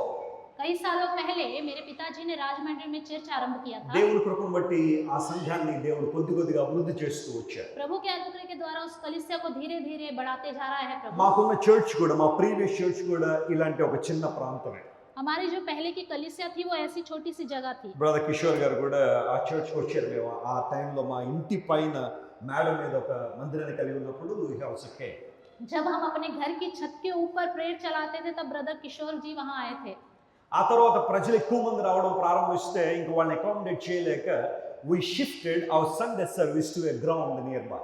जब लोगों की संख्या ज्यादा होने लग गई, वहां पे जगह कम पड़ने लग गई, तो हमने संडे की आराधना को एक ग्राउंड में शिफ्ट कर दिया। వారం మధ్యలో సర్వీసెస్ అన్ని కూడా చర్చ్లో చేసిన, ఆదివారం సర్వీస్ మాత్రం గ్రౌండ్లో చేసేవాళ్ళం. టెంట్లన్నీ వేసి, చైర్స్ అన్ని వేసి, సౌండ్ సిస్టమ్ పెట్టి, టెంపరీ సెటప్ అంతా కూడా చేసి అక్కడ ఆరాధన జరిగించేవాళ్ళం. हफ्ते में कोई सी भी प्रार्थना होती थी वो घर में होती थी, लेकिन सिर्फ संडे की आराधना तो ग्राउंड में टेंट डालकर, चेयर डालकर अच्छे से हम प्रार्थना करते थे। 2014లో ఆ టెంట్స్ మీద అటాక్ జరిగింది. 2014 में उस टेंट के ऊपर अटैक हुआ। కొంతమంది యవనస్తులు వచ్చి ఫైర్ వేసేసారు, టెంట్స్ అన్ని కాలిపోయారు. वो कुछ जवान लड़के आए और उन्होंने वहां आग लगा दिया, टेंट सारे जल गए। We have gone through persecution. तो हमने उसके द्वारा आगे बढ़े, కానీ వెంటనే దేవుని సన్నిధిలో మోకాలేసి ప్రార్థన చేశాం. లేకిన్ ప్రభువా, ఈ శ్రమ మమ్మల్ని కృంగదీయకుండా ఓ గొప్ప ద్వారం మాకు తెరిచినట్లుగా నీవు సహాయం చేయమని ప్రార్థన చేశాం. तो घुटने में आए और तुरंत हमने प्रार्थना किया, प्रभु इसके द्वारा हमारी मदद कीजिए, हमें आगे बढ़ाइए। फिर प्रभु ने हमारे लिए एक द्वार खोला। నేను కోరుకున్నాను, ప్రార్థన చేశాను, ప్రభువా రాజమండ్రిలో ఒక 5,000 మంది 5,000 పీపుల్ ఈజీగా కూర్చుని నిన్ను ఆరాధించగలిగే ఒక మంచి మందిరం, ఒక సెటప్ మాకు కావాలని ప్రార్థన చేశాను. तो मैंने प्रार्थना किया, प्रभु राजमंड्री में 5,000 लोग बैठ के आराधना कर सके, ऐसा स्थान, ऐसी जगह मुझे चाहिए। And God promised me that he would do that. तो प्रभु ने मुझसे वादा किया कि वो जरूर ऐसा करेगा। ఆ తర్వాత ప్రార్థన చేస్తున్నాం. उसके बाद రాజమండ్రిలో స్థలం ఎక్కడ దొరుకుతుందా అని చూస్తాం. उसके बाद हम प्रार्थना करते जा रहे थे, राजमंड्री में ऐसी जगह कहाँ मिलेगी करके हम खोज रहे थे। చేతిలో డబ్బులు లేవు, కానీ విశ్వాసం అంటుంది వెళ్ళి చూసే స్థలం చూడు, దేవుడు ఇస్తాడు. हाथ में पैसे नहीं थे, लेकिन विश्वास कहता था जाओ देखो जगह कहाँ पे है। సరే, ఫైనల్లీ ఒక స్థలాన్ని చూసాము, బాగుంది అనిపించింది, అక్కడ మందిరం కడితే బాగుంటుంది అని చెప్పి ల్యాండ్ ఓనర్స్తో మాట్లాడితే వాళ్ళు ఒక రేట్ చెప్పారు. దాని విషయంలో ప్రార్థన చేస్తున్నాం. तो अंत में एक जगह अच्छी लगी, तो उन्होंने इतना पैसा है करके बात किया, फिर हमने लैंड ओनर से भी बात किया, तो हमने सोच लिया ठीक है। స్థలం తీసుకుని దానిలో మందిరం కట్టాలంటే లక్షల్లో జరిగే పని కాదు, కోట్లలో మాకు ధనం అవసరం. तो जगह लेकर वहां पे कलीसिया चलाना है तो लाखों में नहीं करोड़ों की हमें जरूरत पड़ेगी। ఈ లోపల ఒకసారి చాలా భారంగా ప్రార్థన, ప్రభువా దర్శనం అయితే చాలా పెద్దగా ఉంది, వనరులు అయితే చాలా తక్కువ ఉన్నాయి, నీవే సహాయం చేయాలి ప్రభు అంటే దేవుని ఆత్మ మాట్లాడుతున్నారు, ఖచ్చితంగా నీ కోసం గొప్ప ద్వారం తెరవబోతున్నారని. तो मैंने प्रार्थना किया, प्रभु जरूरत तो बहुत बड़ी है, आप ही कुछ कीजिए, आप ही द्वार खोलिए, हमारे पास तो कुछ भी नहीं है। लेकिन प्रभु ने मुझसे बातें की, मैं आपके लिए द्वार खोलने जा रहा हूँ। నేను ఆ మాట విశ్వసించాను. వెంటనే నా ఆఫీస్లో కూర్చుని దేవుడు గొప్ప ద్వారం తెరవబోతున్నానని చెప్పాడు.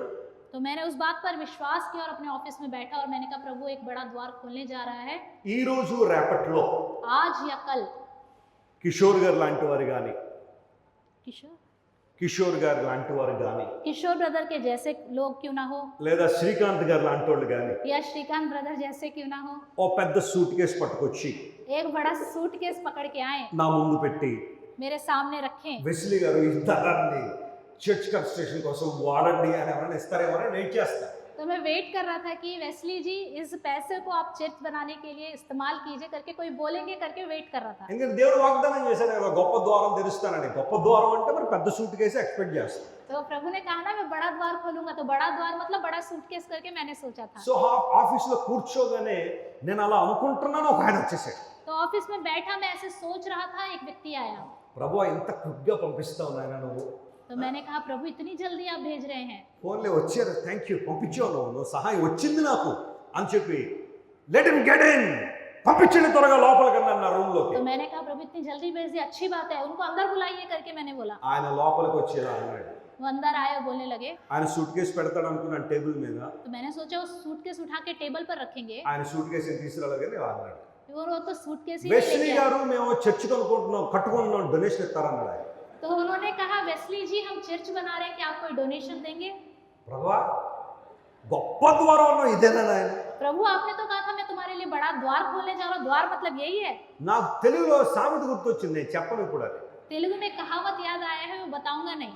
నేనేమో కోట్ల రూపాయల్లో ఖర్చు కలిగి ఉన్నాను, ఇప్పుడు ఈయన వచ్చి మందిరం కట్టుకున్నాను డబ్బులు ఇవ్వండి అంటాడేంటి? मुझे खुद करोड़ों की जरूरत है, ये आके कह रहा है मैं चर्च बना रहा हूँ, मुझे पैसे दे दो, डोनेशन दे दो। ప్రభువా నేను విన్నది నీ స్వరమేనా, तो मैंने कहा प्रभु क्या मैंने आप ही की आवाज सुनी थी? లేదా ఏదన్నా అధిక కోరిక చేత ఏమన్నా తప్పుడు మాటలు ఏమన్నా విన్నాను అన్నట్టుగా నాకు 2 నిమిషాలు ఏం అర్థం కాలేదు. तो मैं सोचने लगा कि मेरे अंदर अधिक आशा है, इसलिए मैंने शायद गलत बातें सोच ली, समझ ली करके मेरे मुंह से बात नहीं निकली कुछ देर तक। బ్రదర్ మీరు ఒక్క నిమిషం బయట కూర్చోండి అన్నదా, నేను బయట కూర్చున్నాడు. ఈ లోపల దేవుడికి నాకు పోరాటం అన్నమాట. ప్రభు గొప్ప ద్వారంలో ఏంటని ద్వారం అన్నట్టుగా. तो मैंने उन ब्रदर से कहा ब्रदर आप जाके बाहर बैठ जाइए थोड़ी देर। तो फिर मैं प्रभु से यहाँ युद्ध की तरह करने लगा, मुकाबला होने लगा। प्रभु आपने कहा था बड़ा द्वार, द्वार मतलब क्या है, क्या यही है? ఇప్పుడు ఏం చేయాలి? ప్రభు అన్నాడు ఏం చేస్తావు, నీ అకౌంట్ లో ఎంత ఉందో అంత ఇచ్చి పంపించాను तो కదా. मैंने कहा मैं क्या करूं अभी? तो प्रभु ने कहा क्या करोगे, तुम्हारे अकाउंट में जितना पैसा है वो पैसा उन्हें दे दो। నువ్వు ద్వారం తెరవబోయింది పోగా మళ్ళీ ఇప్పుడు నా అకౌంట్ అంతా ఏం చేయమంటున్నావు, ఖాళీ చేయమంటావు నాయన? అసలు నువ్వు మాట్లాడుతున్నాయినా ఏమైనా సాతాను ఏమైనా మాట్లాడుతున్నాడు ఈ మాటలన్నీ? तो मैं सोचने लगा आपने कहा था द्वार खोलोगे, द्वार तो खोला नहीं, मेरा अकाउंट खाली करने जा रहे చాలా हो। కష్టంగా ఉంది प्रभु నాకు. बात कर रहे हैं या शैतान बात कर रहे हैं, समझ में नहीं आ रहा, बहुत मुश्किल हो रहा था मुझे। ఇంకా తప్పనిసరి పరిస్థితుల్లో ల్యాప్టాప్ ఓపెన్ చేసిన అకౌంట్లో ఎంత ఉందని చూస్తే 75,000 రూపాయలు, 75,000 రూపీస్. तो मैंने मेरे से मजबूर हो गया, मैंने लैपटॉप खोला और देखा मेरे अकाउंट में 75,000 थे।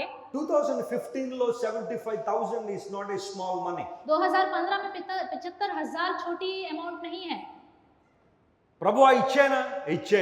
तो मैंने कहा प्रभु दे दूं? तो उन्होंने कहा दे ఆయన दो। పిలిచిన వల్ల లోపలికి मैंने उन भाई को फिर अंदर बुलाया, చెక్ రాసేసి ఇచ్చేసాను 75,000.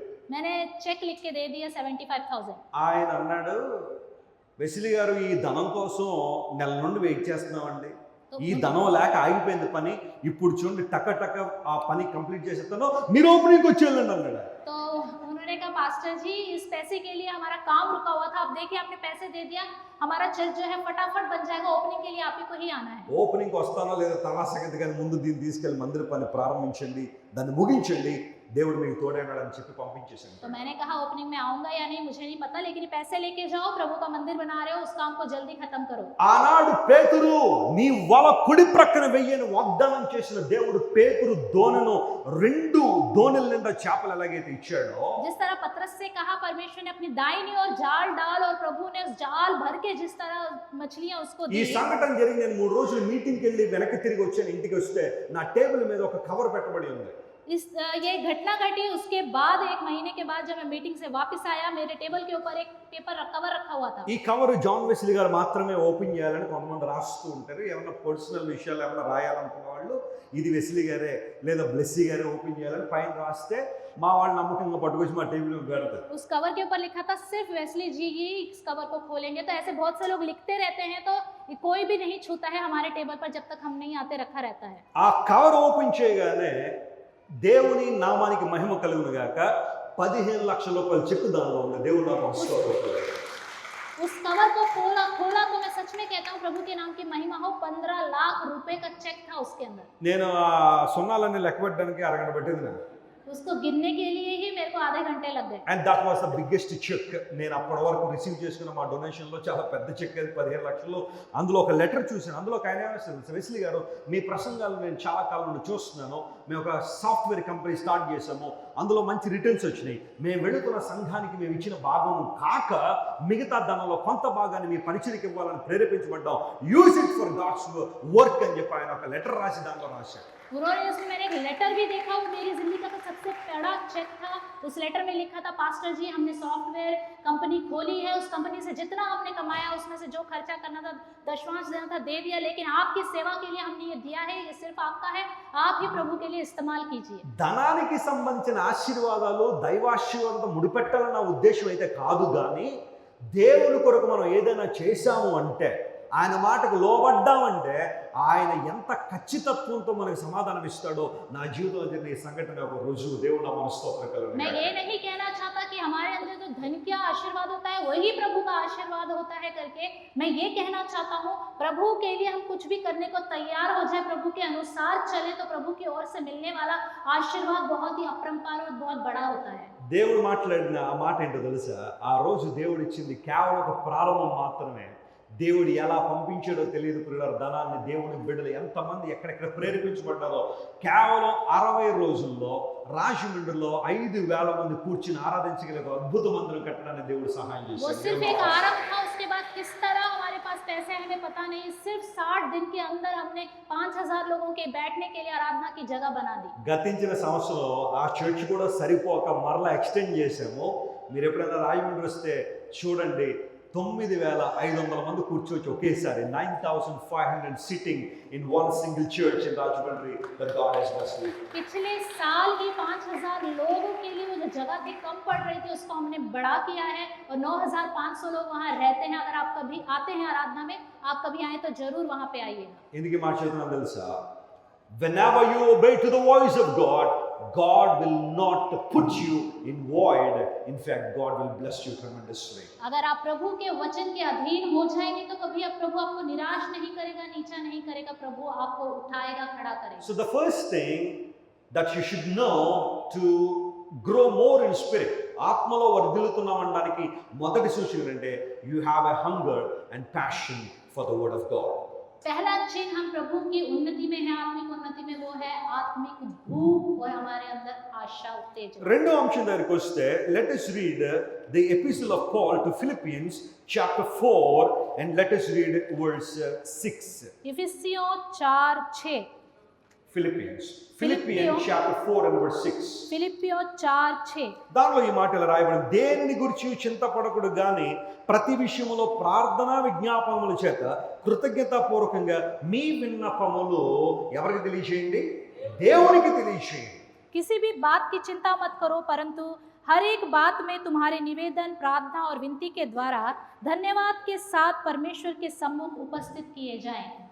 నువ్వు ఏ దేవుని దగ్గర అయితే ప్రార్థన చేస్తున్నావో ఆ దేవుడు మరణాన్ని జయించి తిరిగి లేచిన దేవుడు. హల్లెలూయా. आप जिस परमेश्वर से प्रार्थना कर रहे हो उस परमेश्वर ने मृत्यु को जीता है। ఏ దేవుని దగ్గర అయితే నువ్వు ప్రార్థన చేస్తున్నావో ఆ దేవుడు ఎర్ర సముద్రాన్ని పాయలు చేసిన దేవుడు. आप जिस परमेश्वर से प्रार्थना करते हो उस परमेश्वर ने लाल समुद्र को 2 भाग ఏ किया है। దేవుని దగ్గర నువ్వు ప్రార్థన చేస్తున్నావో ఆ దేవుడు ఎరికో గోడలను పడగొట్టిన దేవుడు. जिस परमेश्वर से आप प्रार्थना करते हो उस परमेश्वर ने यरीहो की दीवार को ढा ఏ दिया है। దేవుని దగ్గర నువ్వు ప్రార్థన చేస్తున్నావో ఆ దేవుడు గొలియాతును దావీదుకు అప్పగించిన దేవుడు. जिस परमेश्वर से आप प्रार्थना करते हो उस परमेश्वर ने गोलियत को दाऊद के हाथ में सौंप दिया। ఇవన్నీ అసాధారణ కార్యాలుగా కనబడినప్పటికీ కూడా దేవుడు సాధ్యపరిచే కారణం అంటే దేవుని ప్రజలు దేవుని వైపు చూశారు కాబట్టి. ये सब देखने के लिए असंभव है लेकिन फिर भी संभव हुए इसका कारण ये है कि उसके लोग जो है सिर्फ उसी की ओर देखते हैं। It's all about looking unto God despite the situations that you are facing. ये सिर्फ तभी होता है जब आप प्रभु की ओर देखते हो, जो घटनाएं सामने हो रही हैं उन सब चीजों में अगर आप डर भी जाओ लेकिन प्रभु आपके साथ మనం है। ఎందుకు చింతపడతామో తెలుసా?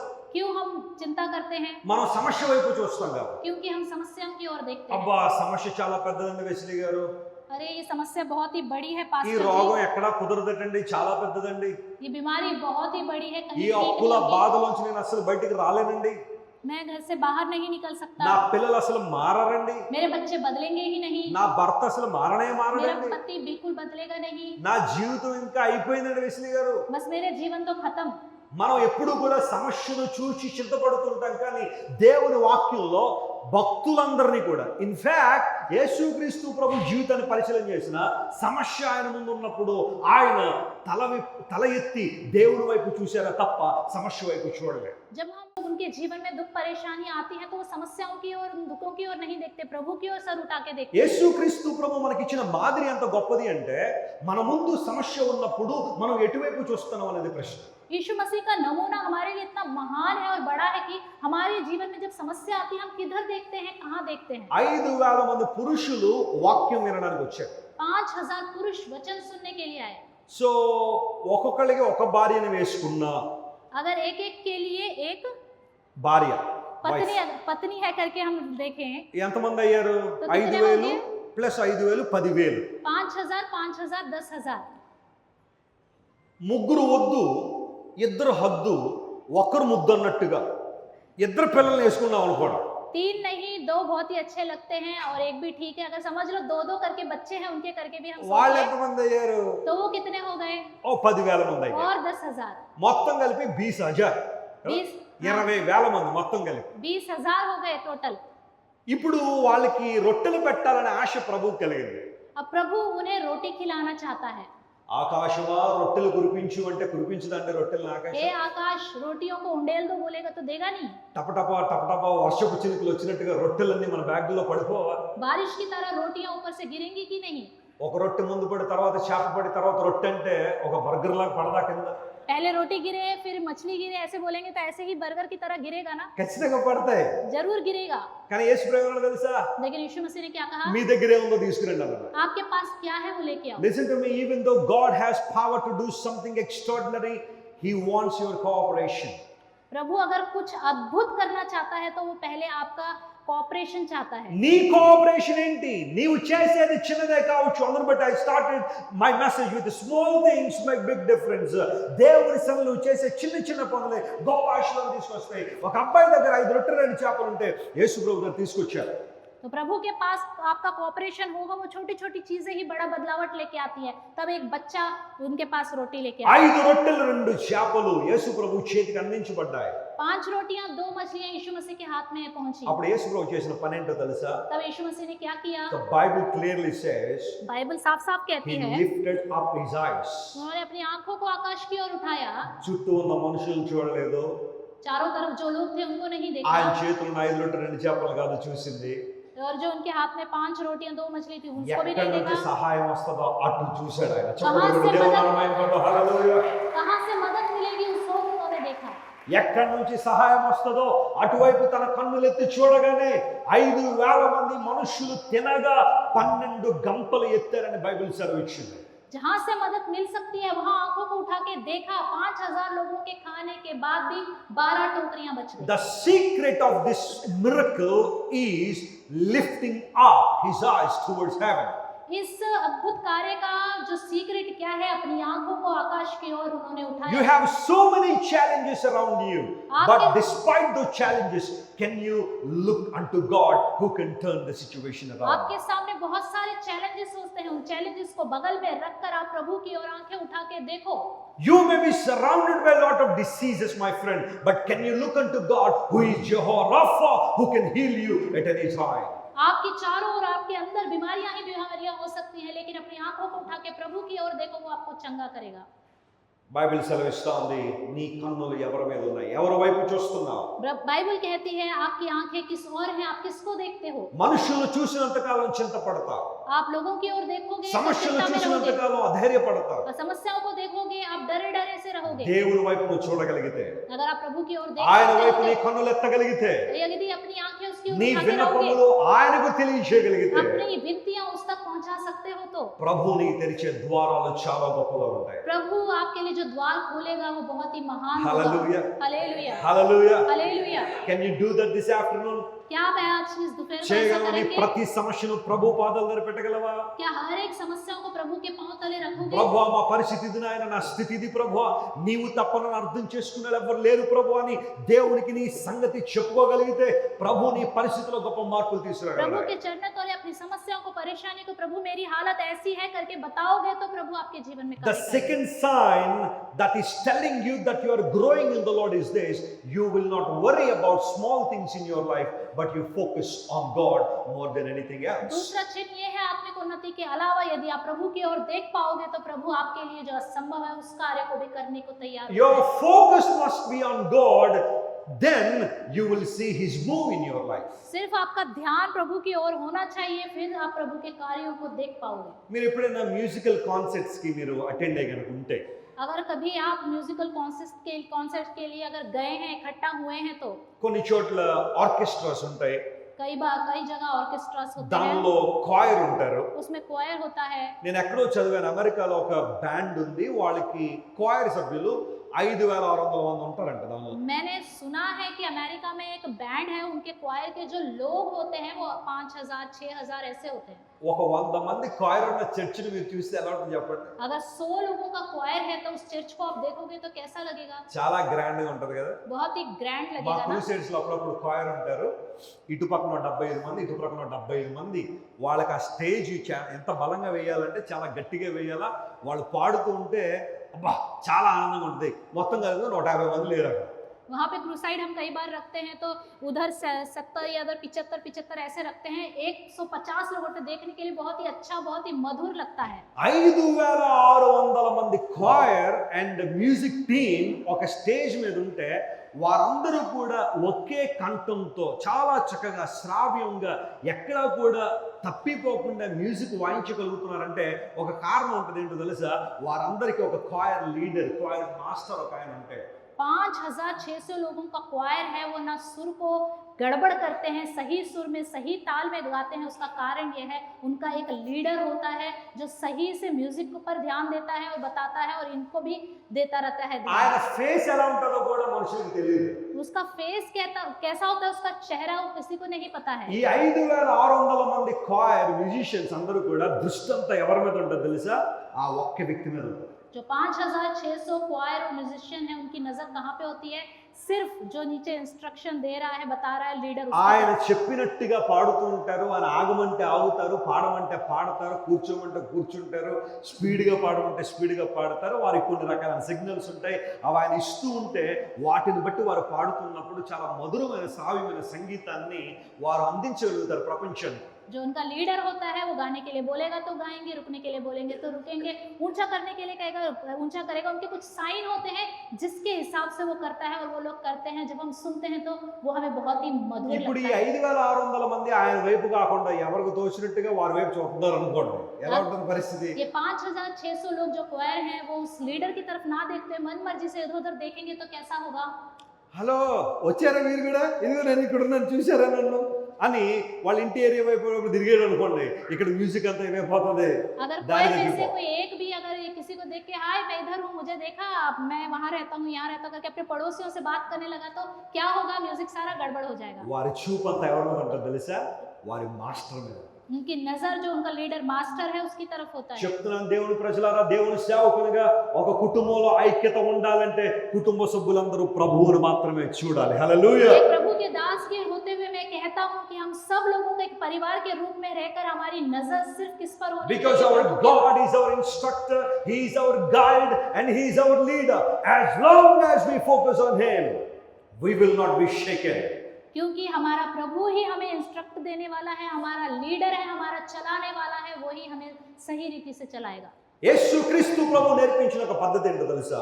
यीशु ఆయన मसीह వైపు చూడడం. यीशु मसीह ने एक तरीका हमें सिखाया, वो क्या है कि सिर्फ उसकी ओर देखना है। దేవుని గురించి చింతపడకూడదు కానీ ప్రతి విషయములో మీ విన్నపాలు దేవునికి తెలియచేయండి. किसी भी विषय की चिंता ना करो, हर एक विषय में अपनी विनती उसके सम्मुख रखो। So that's the second sign. అది రెండవ ప్రాముఖ్యమైన విషయం, మనం దేవునిలో ఎదుగుతున్నాం అనడానికి. ये दूसरा चिन्ह है कि इससे पता चलता है कि आप प्रभु में किस तरह बढ़ रहे हो। మూడవ మాట దగ్గరికి వస్తాను చూడండి. तीसरी बात में हम आएंगे, యోహాను సువార్త 15వ అధ్యాయం. यूहन्ना सुसमाचार 15वां अध्याय। John the Gospel chapter 15 यूहन्ना सुसमाचार 15 and let us read verse 7. 7वां वचन।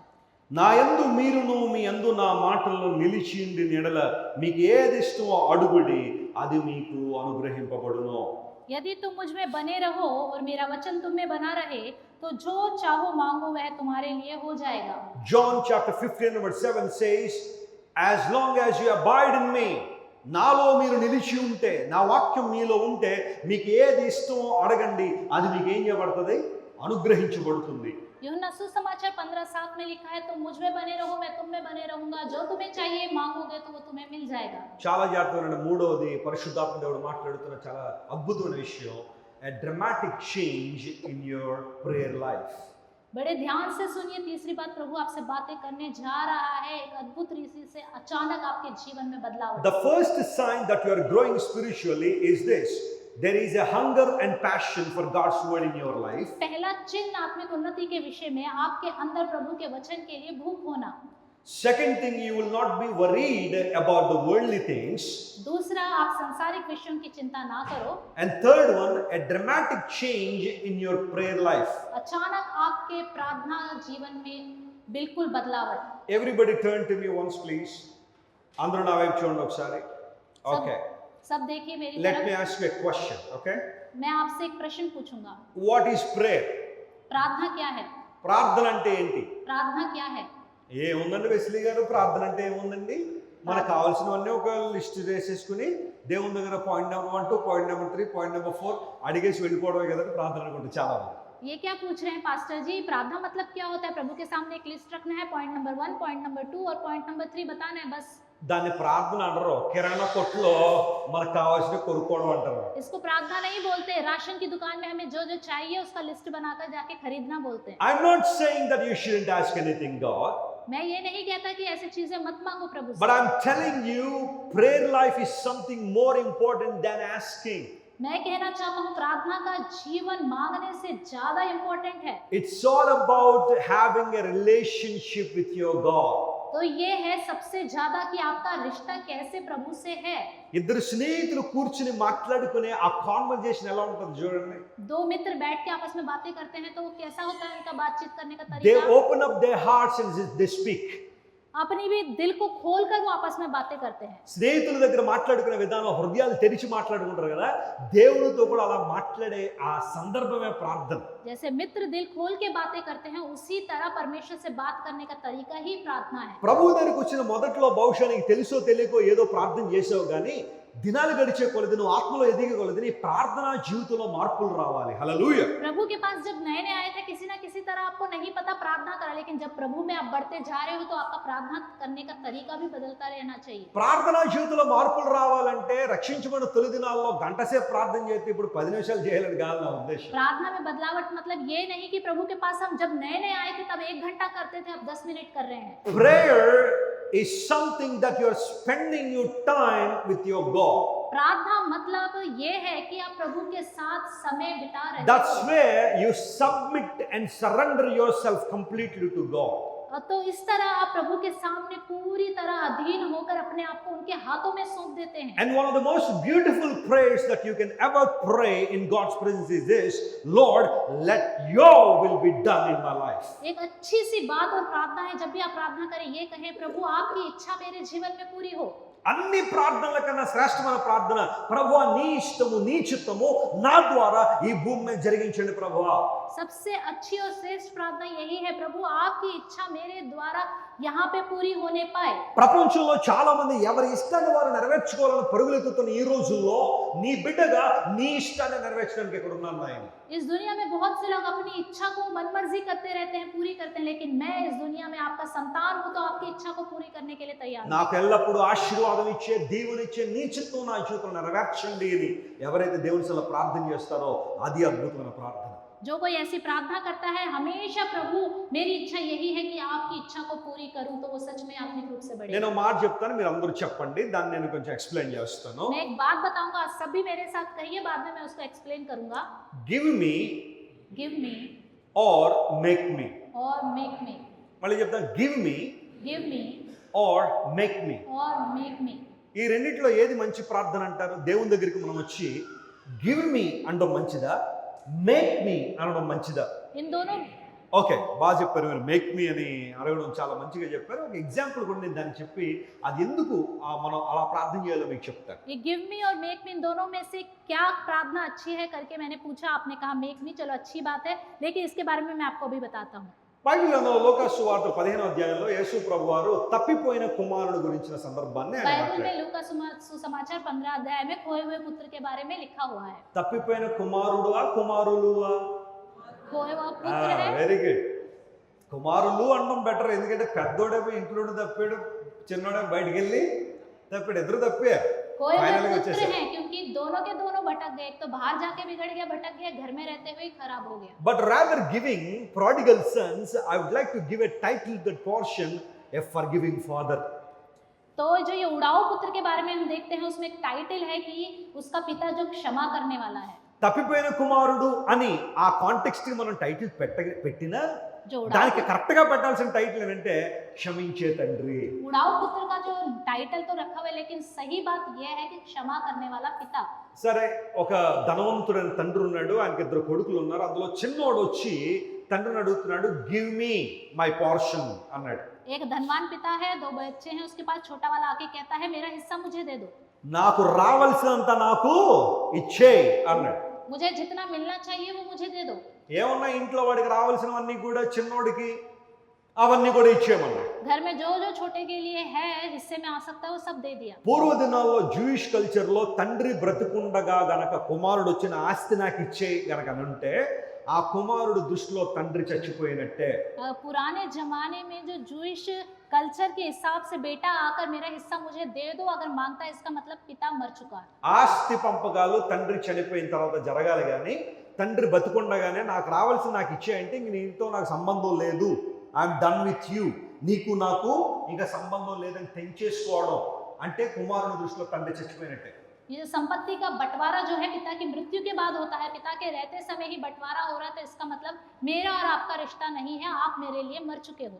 పోనీ వాడికి ఏమన్నా సంపాదించిన దానిలో పెద్ద ఎక్కువ వచ్చేసిందంటే మరి ఆయన ఆస్తి ఎంత ఉందో మనకైతే తెలియదు, కానీ జ్యేష్ఠ కుమారుని కన్నా ఎంతో కొంత తక్కువే వస్తుంది, కానీ ఎక్కువ రాదు అతనికి. उन्होंने शायद ज्यादा कमाए हैं, कितना हमें पता नहीं, लेकिन ज्येष्ठ पुत्र से तो उसको थोड़ा कम ही मिलेगा। ఎందుకంటే తండ్రికి 100 రూపాయలు ఉన్నాయనుకోండి, అందులో 66 రూపాయలు పెద్దోడికి ఇవ్వాలి, 33 రూపాయలు చిన్నోడు తీసుకోవాలి. क्योंकि अगर पिता के पास 100 रुपए की कमाई है तो 66 जो है बड़े वाले के लिए और जो 33 है वो छोटे वाले के लिए। జ్యేష్ఠ కుమారునికి ఉన్న ఆ ప్రివిలేజ్ అలాంటిది. ये पहलौठे पुत्र के अधिकार ऐसा है, उसको जो मिलता है हक से वो ऐसा ही है। తండ్రి ఆస్తిని 3 భాగాలు చేసి 2 భాగాలు పెద్దోడికి ఇవ్వాలి, ఆ చివరి భాగం చిన్నోడికి ఇవ్వాలి. पिता की संपत्ति के 3 हिस्से करने हैं, 2 भाग बड़े को मिलना चाहिए, जो एक आखिरी जो बचा है वो छोटे को मिलना चाहिए। అది అప్పుడు, ఇప్పుడు కాదు. ఇక్కడ ఎవరైనా జ్యేష్ఠ కుమారులు అంటే ఇంటికి వెళ్ళి గొడవ పెట్టారు.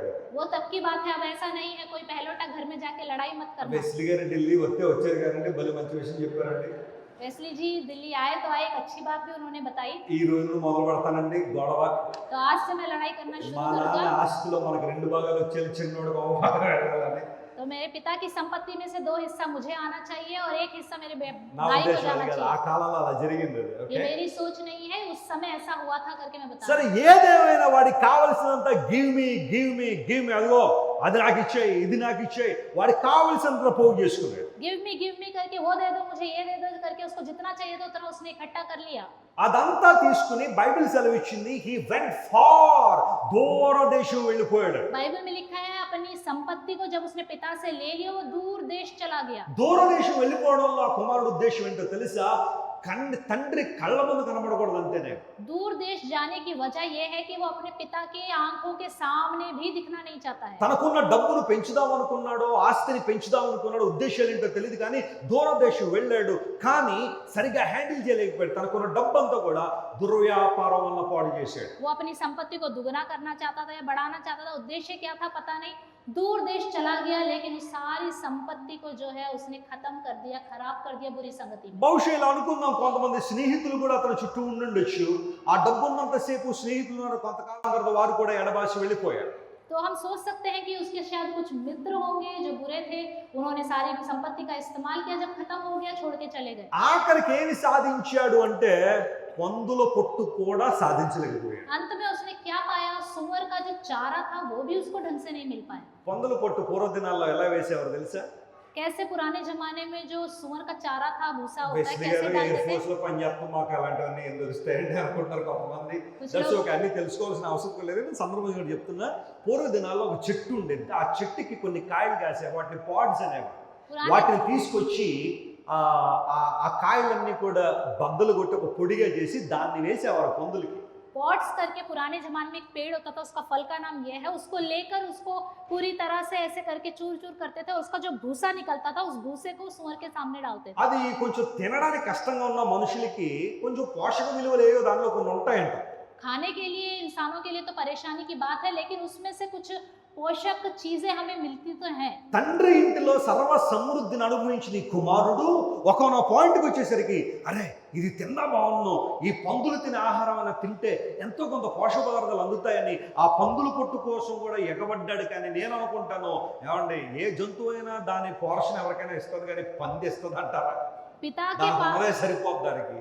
पिता के पास तो उसने श्रेष्ठ श्रेष्ठ चीजें खाई, उसका अनुभव किया, लेकिन अब उसके पास कुछ नहीं. तो उसने सोचा ये जो सुअर के चारे में से जो पोषक मिलने वाला है, पोषण, उसको मैं लेके खाऊंगा. लेकिन आप बताइए क्या कोई जानवर भी अपना हिस्सा देने को तैयार हो जाएगा? జాన్వర్ యానిమల్, हाँ, పంది, పిగ్. पिग, सुअर. రెండు పందులు తింటా ఉంటే మనవాడు వాటి మధ్యలో చేరి కొంచెం తీసుకుందాం అన్న సమయంలో నేను అనుకుంటా, నేను ఊహిస్తాను, ఇది రెండు పందులు అని మధ్యలో వేసి నొక్కేసింది గట్టిగా. तो मैं ऐसा सोचता हूँ कि दो सुअर अपना चारा खा रहे थे, ये जब उनके बीच में गया तो दोनों सुअरों ने अपने बीच में उसे दबा दिया. ఆ రెండు పందులు గట్టిగా నొక్కేసేసరికి అయ్యగారికి ఎవరు కనబడ్డాడు? డాడీ. అప్పటిదాకా డాడీ గుర్తురాలా. ఎందుకు? చేతి నిండా డబ్బులు ఉన్నాయి, చేతి నిండా స్నేహితులు ఉన్నారు చుట్టూ. దుర్వ్యాపారం వల్ల వాళ్ళు పెద్దన్న అన్నాడు, మా వాడు వేస్యలతో డబ్బులు వేస్ట్ చేశాడు, బహుశా ఆ యాంగిల్ కూడా ఉండొచ్చు వీళ్ళు. ఇలా ప్రతి ఒక్కరి చుట్టూ తిరిగి డబ్బులన్నీ పాడు చేసుకుని ఆఖరికి రెండు పందులు నొక్కేసరికి డాడీ.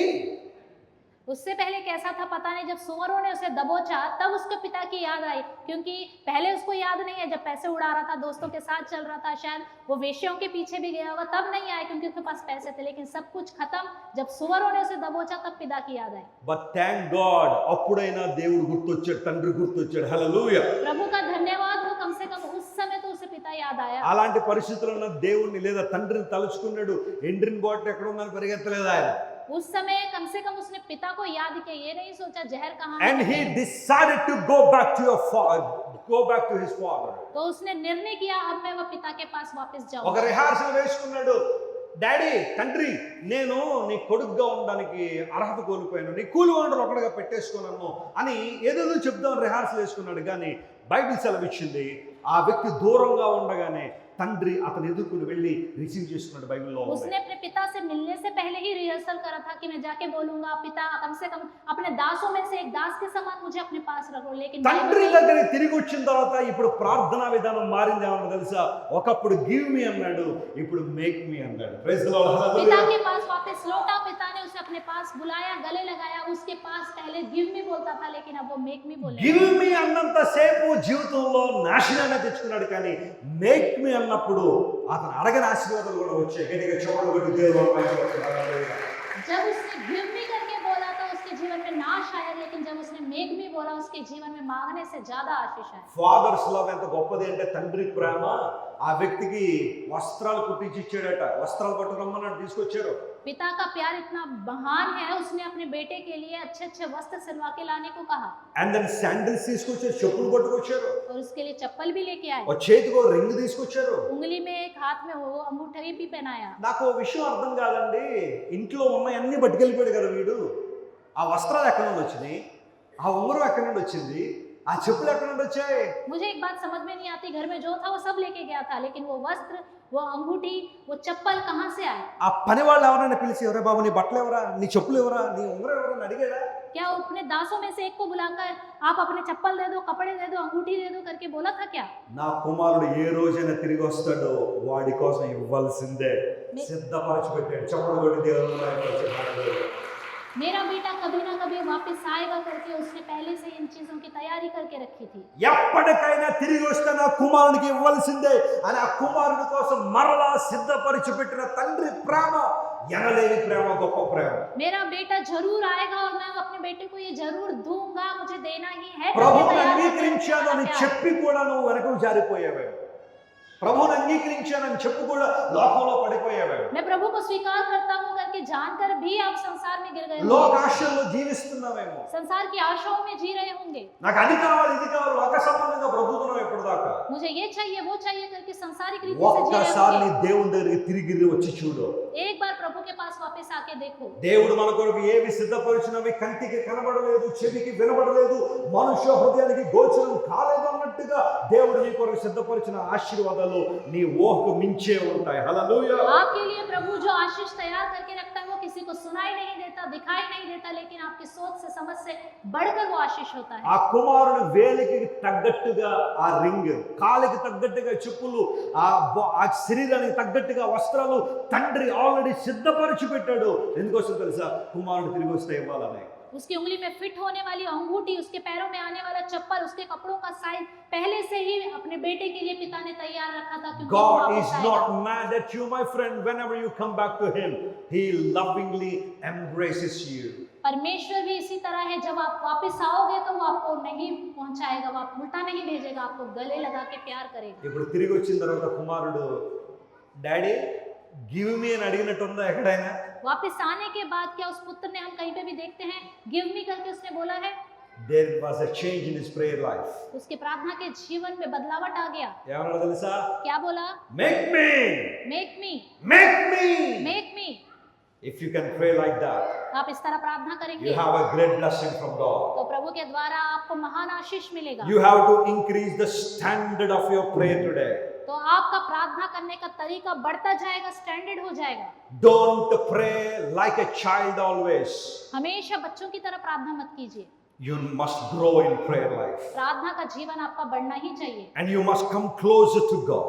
आपको प्रभु के बिल्कुल करीब आ जाना And चाहिए। surrender yourself to God completely and say, अपने आप को प्रभु के सामने पूरी तरह समर्पित करके खड़े Lord, हो no जाओ। matter how many people stand for you on this earth, प्रभु आपके लिए इस दुनिया में कितने लोगों को खड़ा करेगा पता नहीं।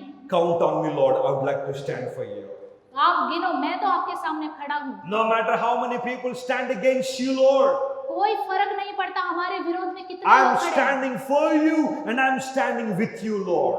प्रभु सिर्फ मैं आपके लिए और आपके साथ खड़ा रहूंगा। No matter how many people turning away from truth, कोई फर्क नहीं पड़ता कितने लोग सच्चाई से परे हो जाते I हैं, would like to stand for truth. लेकिन मैं प्रभु की सच्चाई के लिए No खड़ा matter हूं। how many people are going away from love, but I would like to stand for you and stand with you in the bond of love. कोई फर्क नहीं पड़ता कितने लोग आपके प्यार से दूर हो जाते हैं, लेकिन मैं आपके प्यार में, आपकी संगति में बना रहूंगा। Can you pray like that? क्या इस तरह आप प्रार्थना कर सकते हैं? The Bible says, बाइबल कहती है, the Word of God Prabhu says, का वचन कहता है, since our God is supernatural, हमारा परमेश्वर He सुपरनैचुरल would है। like to bless us in every area of our lives. हमारे जीवन के हर कोने को हमको आशीष देने When वाला we है grow वो। more and more in spiritual life. तो हमारे आत्मिक जीवन को भी हमें बढ़ाते Do you रहना want है। to grow more in spirit today? तो क्या आप अपने आत्मिक जीवन को The बढ़ाना first चाहते thing, हो? the पहली first बात, thing, you must have a passion and hunger to discern God's voice in your life. प्रभु के वचन को सुनने के लिए आपके जीवन में भूख होनी चाहिए, पैशन होना चाहिए। The second thing, don't worry about worldly things, but focus on God who can turn the situation around. संसारिक वस्तुओं पर मन मत लगाओ, प्रभु की ओर आपका फोकस होना चाहिए। And third one, change your prayer life from give me to make me. अपने प्रार्थना के जीवन को बदलो, गिव मी से मेक मी में आना है। నాకు ఇవ్వండి నాయనా అని అడగడం కన్నా నన్ను చెయ్యండి ప్రభువా అని అడిగితే God makes you as a vessel useful in his hands.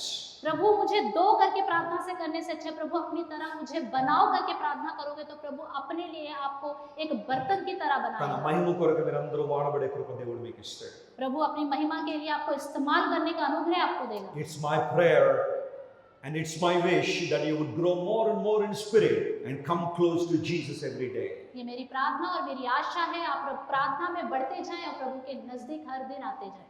Shall we close our eyes and pray? आइए आंखें